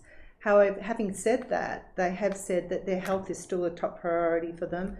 The issues around the economic impacts are also a priority. At the moment, they're travelling okay. So depending on how long this goes for and how people then react, with a longer time frame to it, there may be a change, but what we are doing is following through with some further surveys, some quick, short surveys, call them pulse surveys, to keep a track of that. And we've got some really good resources that we offer on our intranet site. We call it the Wellness Project. So at the moment everyone's travelling pretty well. But it is something that we're keeping our eye on. And so the psychological injury is treated the same as normal psychological injury, whether it's COVID related or not? It would probably come out more as a stress type matter, a stress type matter. But as I said, at the moment we haven't had one. And that wellness program is critical in mitigating any sort of losses or managing it. I'd assume a lot of that could be family impacts of partners being impacted by with their work situation, children having to work, study at home, and all of those sort of things. Just for counsellors, I don't know if you've had a chance to go onto our intranet or internal website, and it's actually there. You just click on that, it'll take you to all the different areas, the wellness project. It's really worth having a look at. I've spoken to one of the staff that was making random phone calls to and explained a little bit about the wellness program, and brilliant, just a brilliant program. Deb, my question's not dissimilar to that sort of track. The mentoring program and the young employees program, I know they've both been put on hold. I mean, bear in mind that there certainly are for our youth and our young employees.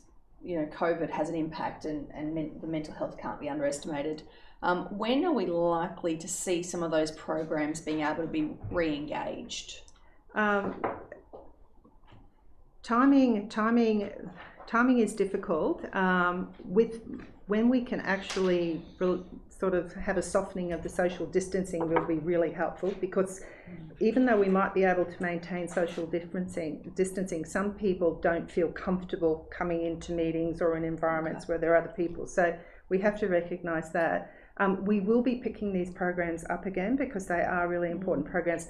I was also going to inform you, we have a new People and Culture Manager now. His name is Brent Stevens. He's only been on board.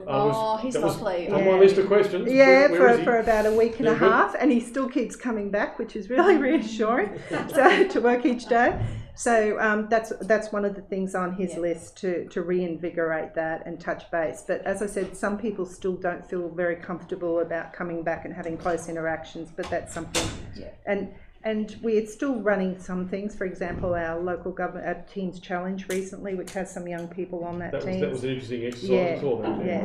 So there is still some stuff happening, but we do need to pick that up again. So it's a bit hard to mentor someone and sort of come home with me because I'm working from home today. No. It doesn't quite work, does it? It's not a good look, Joe. No, we wouldn't do that. We wouldn't do that. Deb, I've got one silly one. Sure. Page 40. I love 3-letter acronyms, but I couldn't work out ELC under governance and risk management. Oh. What can I calculate there? The leadership team, the leadership team, the executive leadership team. I'm sitting there scratching my head going, what have I missed?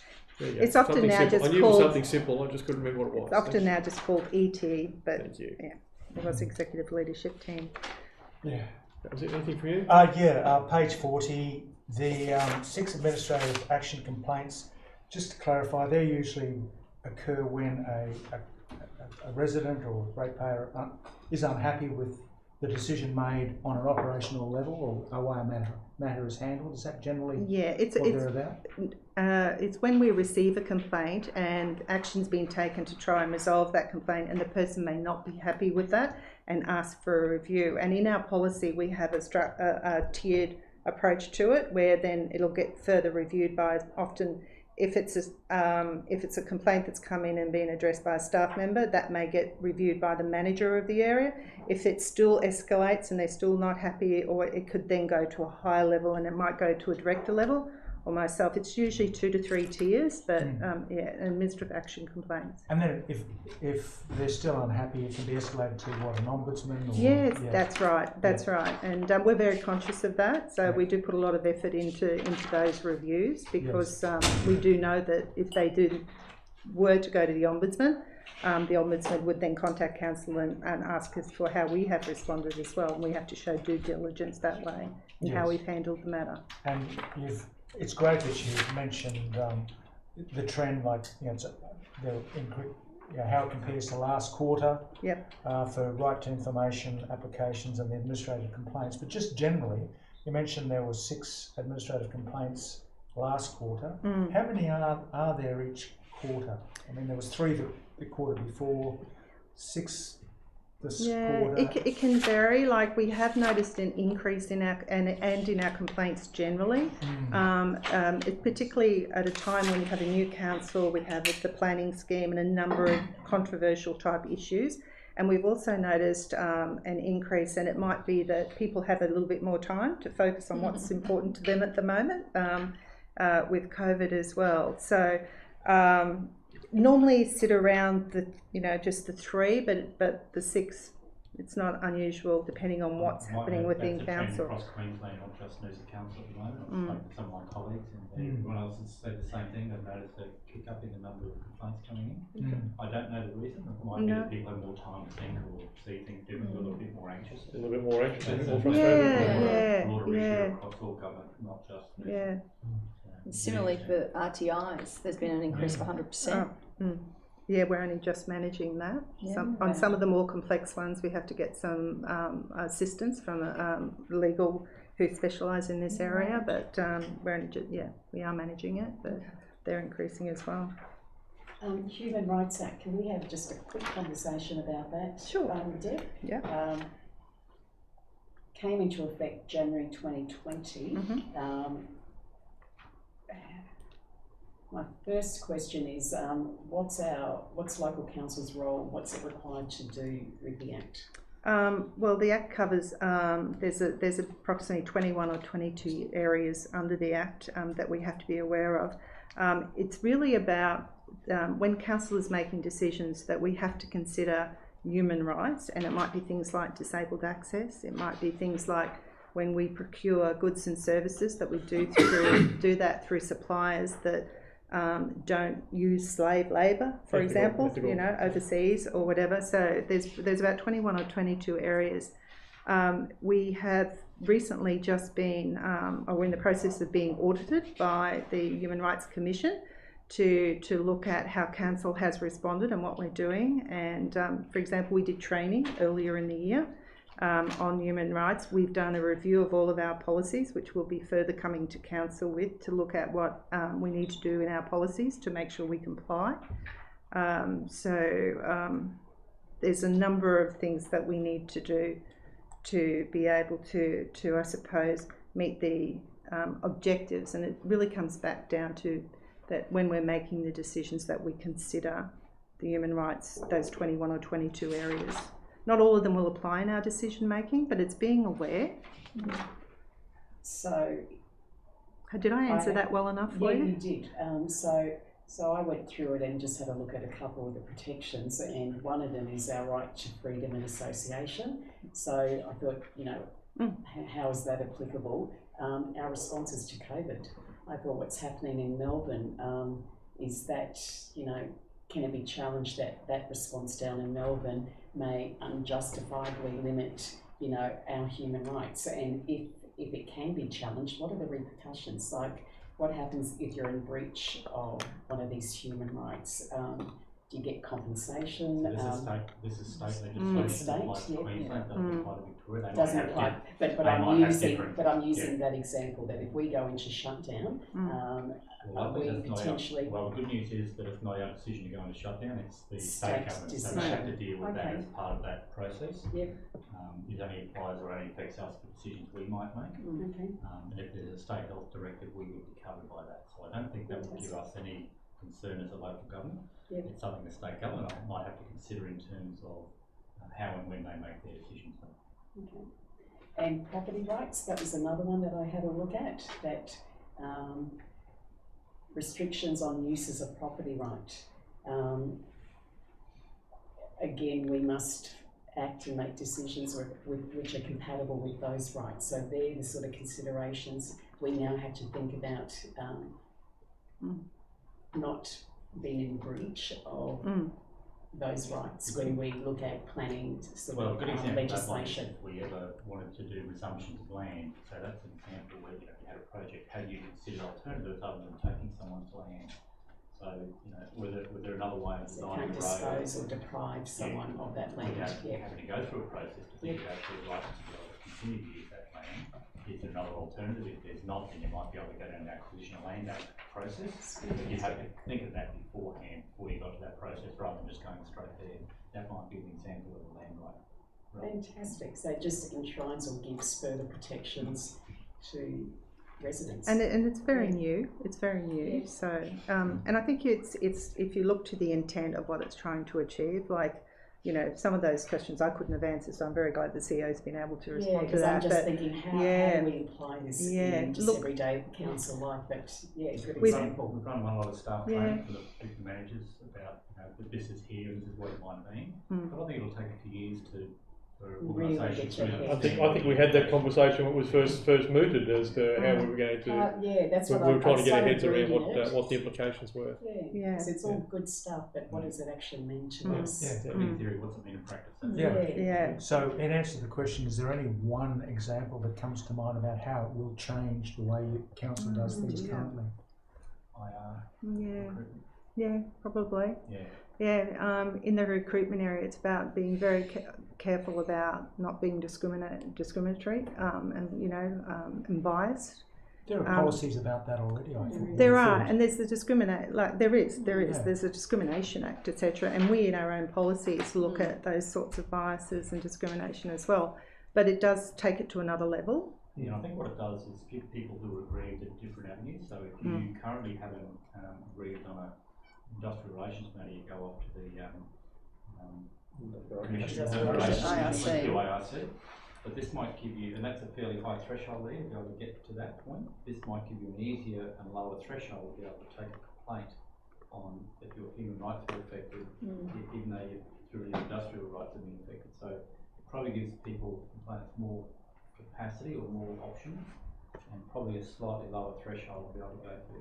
And the Commission does administer the Discrimination Act as well, and that's often the course that if people do go to the Commission because they feel that they've been discriminated against in an employment process, it's on the basis of the contravening the Discrimination Act. And the Commission has a role to play to help to try and conciliate some sort of suitable outcome. But however, the person can choose not to go to the Commission, they can choose to pursue it through legal avenues, through court system, etc., or to the Commission. So there's some different pathways there as well. So you said it's state legislation, Deb? Yeah. The Discrimination Act is, yes. Is it in effect in other states? Yeah, yes. Most of the states have this similar types of legislation. At a federal level as well? Oh, gee. You're asking. Like an overarching... I don't know. I don't know I can't tell you that. There's normally a suite of legislation, and it probably covered like the legislation used to have probably about 8 or 10 acts that, when you bundled together, looked at the discrimination aspect of it. But I can tell you now, from the Queensland point of view, that the Queensland Discrimination Act picks up most of that now. You mentioned the Your Say portal's been upgraded. What's the most noticeable change there? What's the most noticeable improvement? I'm sorry, I can't tell you the specific thing, the specifics of it, other than to say that I'd have to come back to you on that. I'm sorry. I know that one of the reasons, like we pay for that service, and it allows us to. Yes, it's a portal to allow people to have comment on, the community to have comment on, and we can put all our documents there. But I think it's improvement in the functionality. But I'd have to come back to you on what areas, so I can come back on that. I'll just sketch it. Yeah. Nothing further? Good, thanks. All good? Thanks, Thanks, Amelia. Okay. Seconder? Thanks, Claire. All in favour? Thanks, Deb. Thank Thanks, you. Deb. Move on to item 7, capital program delivery status.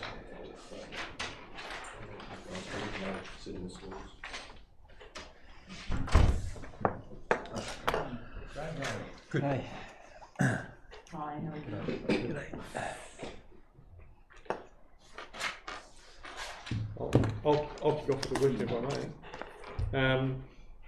Actual expenditure 25.9 million, committed expenditure 4.8. Is that because the committed expenditure isn't included in the full year budgeted spend, only achieving 84% as opposed to our target of 90%? Is that because that then is a rollover into the following year? Yeah, I guess it's essentially purchase orders that have been created for work to be done. But work not completed before the end of financial year and invoiced. That's correct. And they'll come into the budget review process in BR1 at the General. That was it? No? Next month. Yep. Okay. Sorry, Frank, you had something? I just had hoping you can help me understand what I'm looking at. On, say on page 52, the system of the red crosses and the green ticks. Oh, yep, sure. So just take Oriella Crescent overpass refurbishment as an example. What does the red cross mean in that case? It means that the budget's been exceeded, and because we failed to have a budget review 3, we normally do one in March, April, in finding additional funding if required or not, we would adjust the budget accordingly. In this case, we didn't have a BR3 as we refer to it, so that's gone over budget and it'll be adjusted again at the budget review process next month. That's only in the So is it over expenditure budget? we get. Sorry, Joe. Is it over budget 28%? Well, what's probably happened is that we've got the budget over a multi-year program. So whilst the budget could be is on target, For 2 years, we've spent more in the lead up than what we had planned because we never had a chance to adjust it in March. Probably jumped ahead of program. Yeah, you've spent more because you're actually doing. You've achieved more at an earlier stage. It's good. It's a good over. So just to give an example, imagine if you had a 2-year project, you put $1 million in year 1, and $1 million in year 2. That project was going to expand, cover that for 2 years.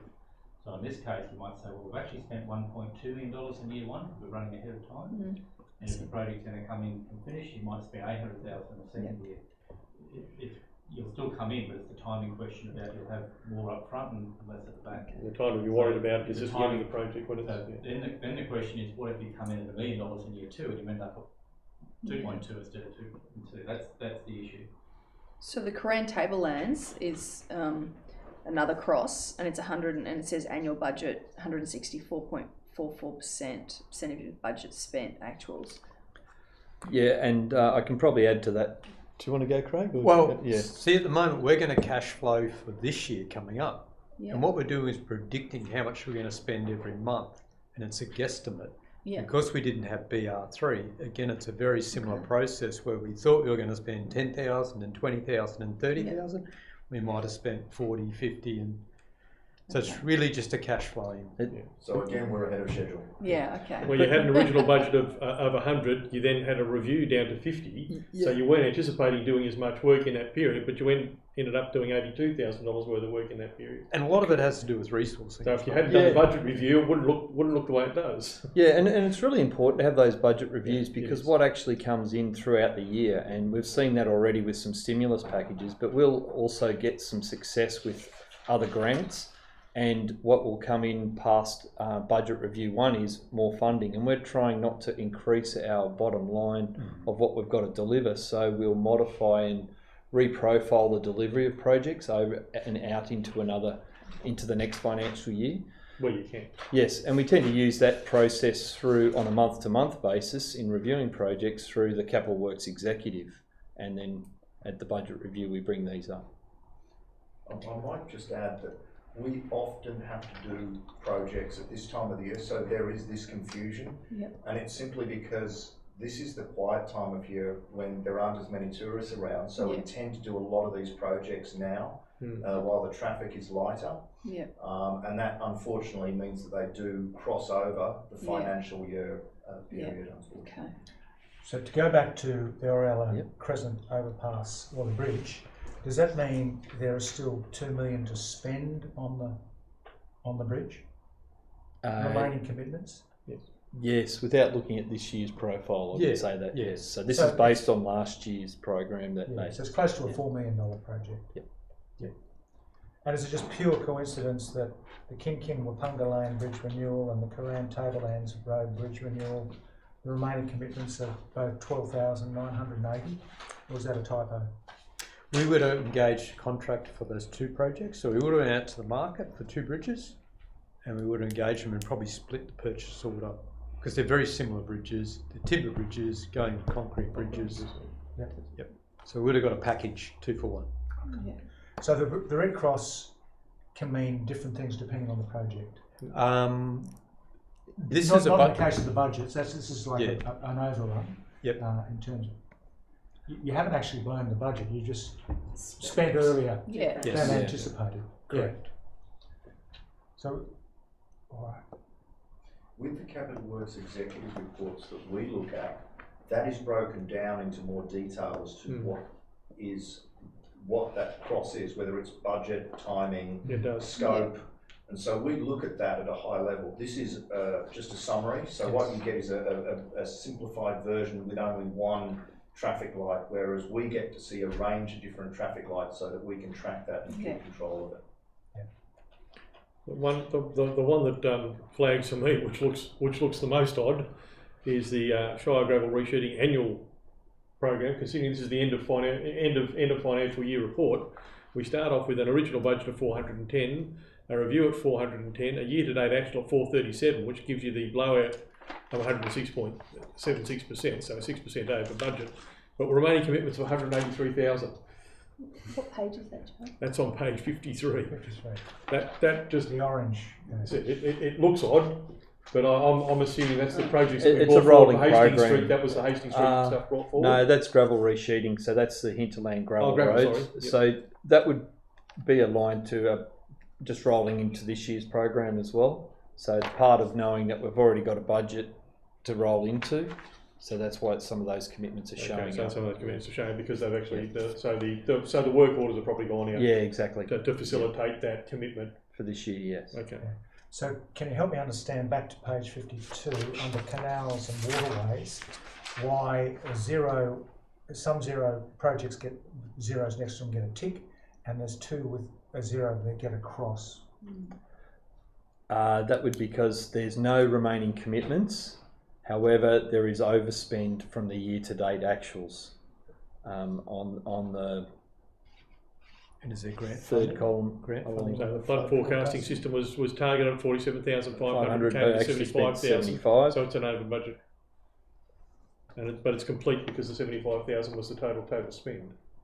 And similar with the O-Boats, Gympie Terrace, where there's been extended investigations around that project in regards to contamination around the site. So it's actually gone through the CWE, and it's again there's more money in future years to flag the works on that project. Those the others that come in under. Yep.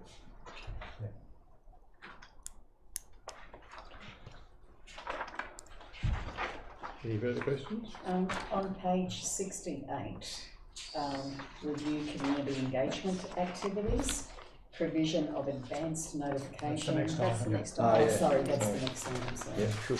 I was going to go to 58. Okay, mine took 56, sorry. Yeah. Okay, quick question, Hilton Terrace, and I'll flick this question over to you. I think, Brian, can you explain actual budget to where we finished with Hilton Terrace? Sure. Craig, do you want to? Page 56. 56. Sorry.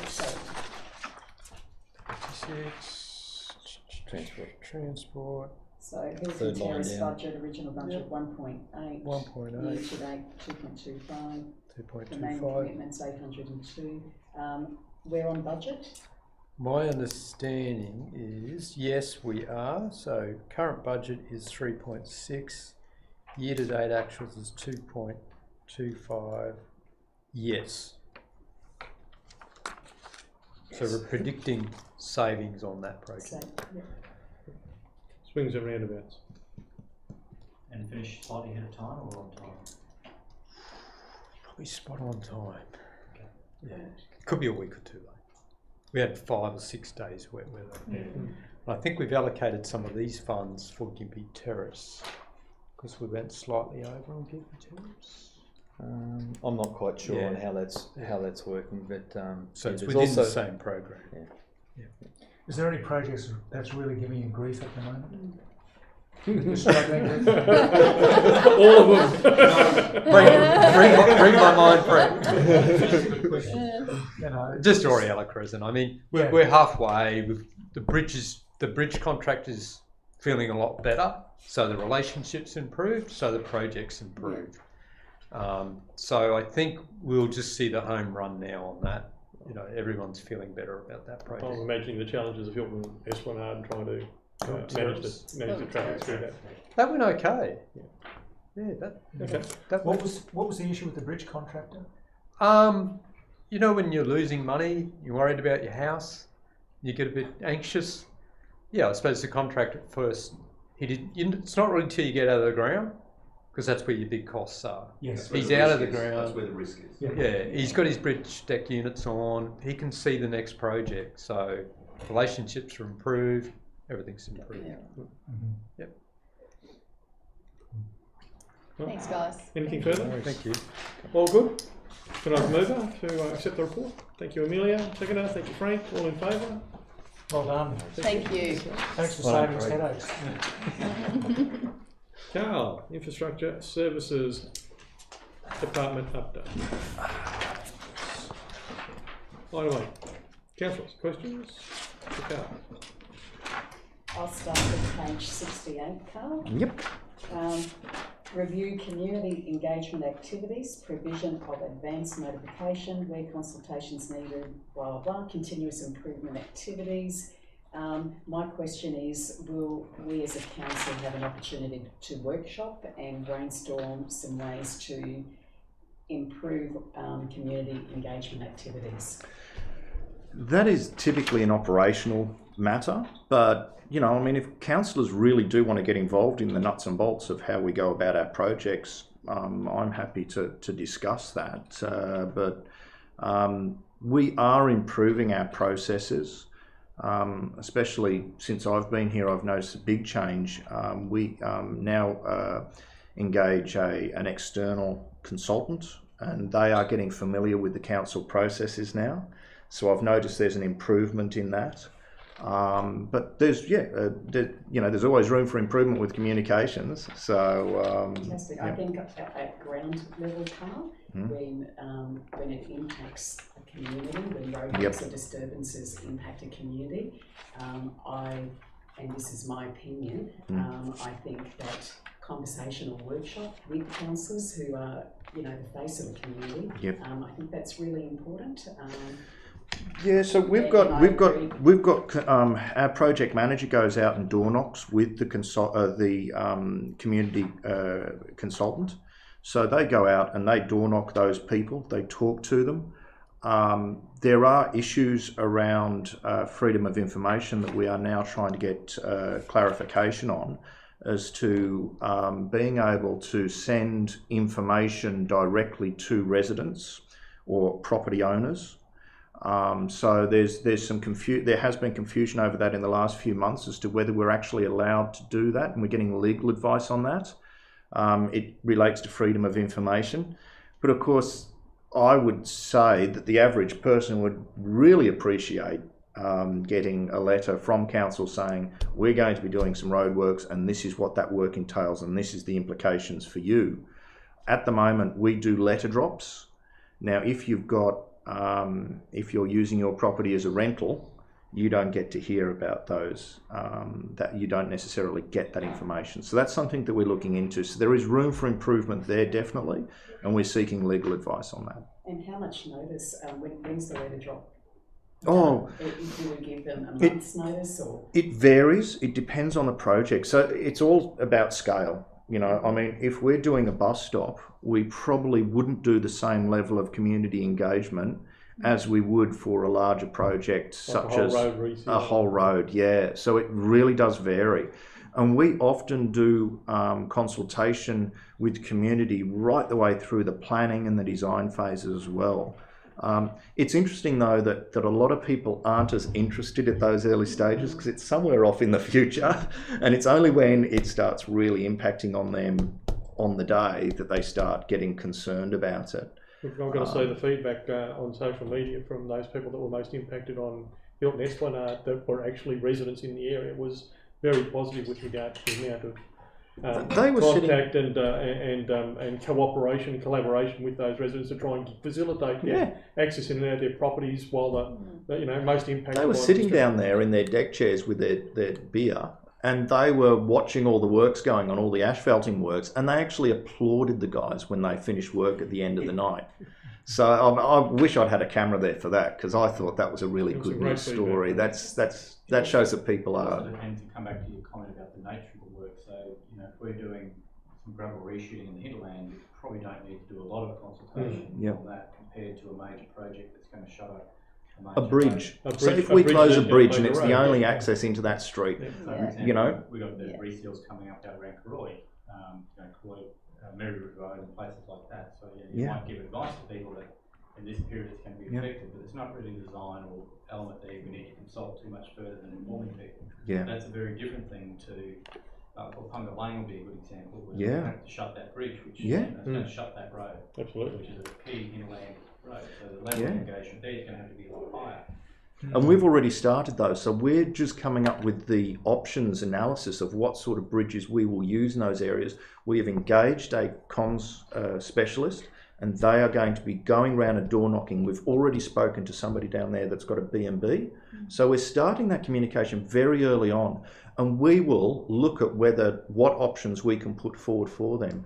It might be they say, look, we're okay to walk down the road and we'll leave our car on the other side of the bridge, and so long as we can walk through the creek line there, we're okay with that. So it just depends, but we really try to incorporate a lot of that into our designs. The constructability has to take into account the community as well. But the other thing as well is people often think that we can just chop and change and do night works. Night works, you typically get a 20% reduction in the work that gets completed. Productivity. So we start getting a real increase in the cost. Well, and you can't keep chopping from, they do day works here, night works there, day works there. We're not allowed to. And also because you need to get people into their natural sort of sleep patterns. Yeah. So you either start off with doing night work. So a lot of our asphalting works are done at night. And we typically will do one crew and they will be doing all night works and they will go through and do that. So we can plan that, but we can't halfway through the job just go, whoa, we're not going to do this as day works anymore, we're going to do this as night works. We just can't change that. And also there would be a huge cost impact from the contractors. So the night works that happen in Sobron Street on the 19th of July, that I had residents asking me about whether there was any notification given. There would have been. There would have been. There would have been, yes. Okay. Yeah. Is that Sobron Street as in Oriella Bridge, or is it actually the Sobron works that we did earlier, which was for the slip? This was on the 19th of July. I had people ask, they weren't notified. There would have been letter drops. Yep. There would have been, and it would have been incorporated in that. And we've got a questions and answers page associated purely with that project. So that information would have been on there. We try and come up with what are the questions. We anticipate the questions that the community is going to ask, and we try and answer them so that people can plan. So, we don't want to disturb people's sleep unless it's absolutely necessary. So. Clearly, road works on major arterial roads is always going to be disruptive and impact on. You're either going to disrupt the traffic during the day or people at night. So, and when you have a look at major works in the cities, they really don't care that much about local residents and so on. They really don't. It's just we've got a job to do. That's the attitude. We've got a job to do, and we're going to do it as efficiently as possible. The sooner you get it done, we the try. less disruption there is. Yep. So we try and look after people as much as we can and let them know. Anything further? Carl, on page 62, the business improvement review of the branch. Can you give us an update on how that's moving along? You've mentioned the detailed assessment of recommendations to determine future actions, but you've done some things, haven't you? And there's more to happen. I know this does involve staff, and that's an operational decision. This is a wide-ranging report. I got a report back from a consultant, and what we had to do was decide whether, though the items they felt needed to be addressed, whether that was suitable for a different council, but maybe not for Noosa. So we've had to look at it and say, is this suitable for Noosa's situation?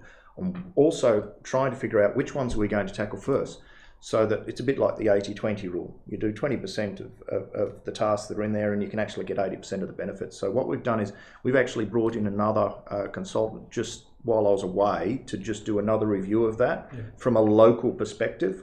And I'm coming up now with a program of what is required to be done and the prioritisation, the order of that, how long it will take, and I will be taking that to the executive team for discussion. Yeah. And can you talk about the sort of outcomes you'd like to see flowing from this review of the civil operations?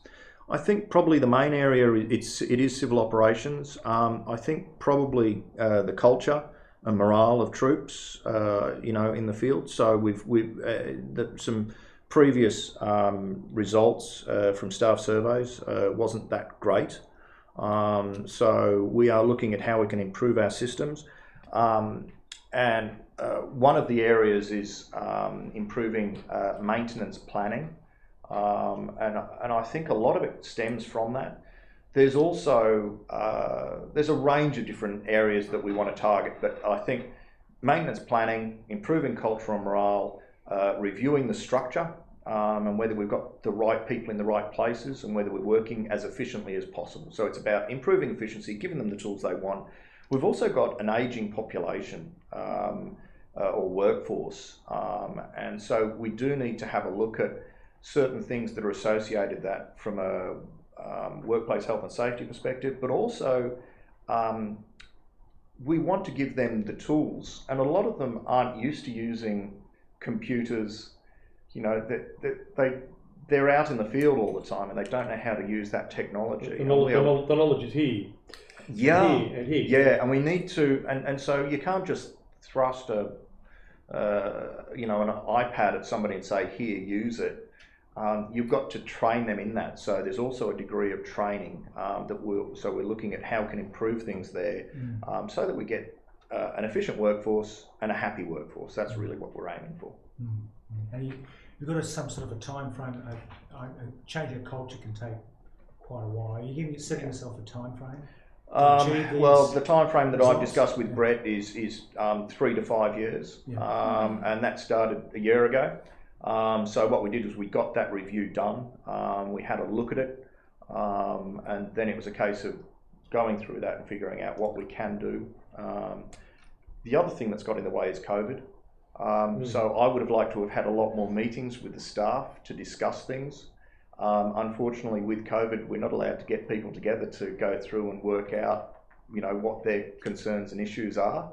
And it's, I've been doing the toolbox talks where I go and stand there with a microphone and talk to them out in the depot car park, but it's not necessarily the best way to win over hearts and minds when everybody's standing meters apart from each other.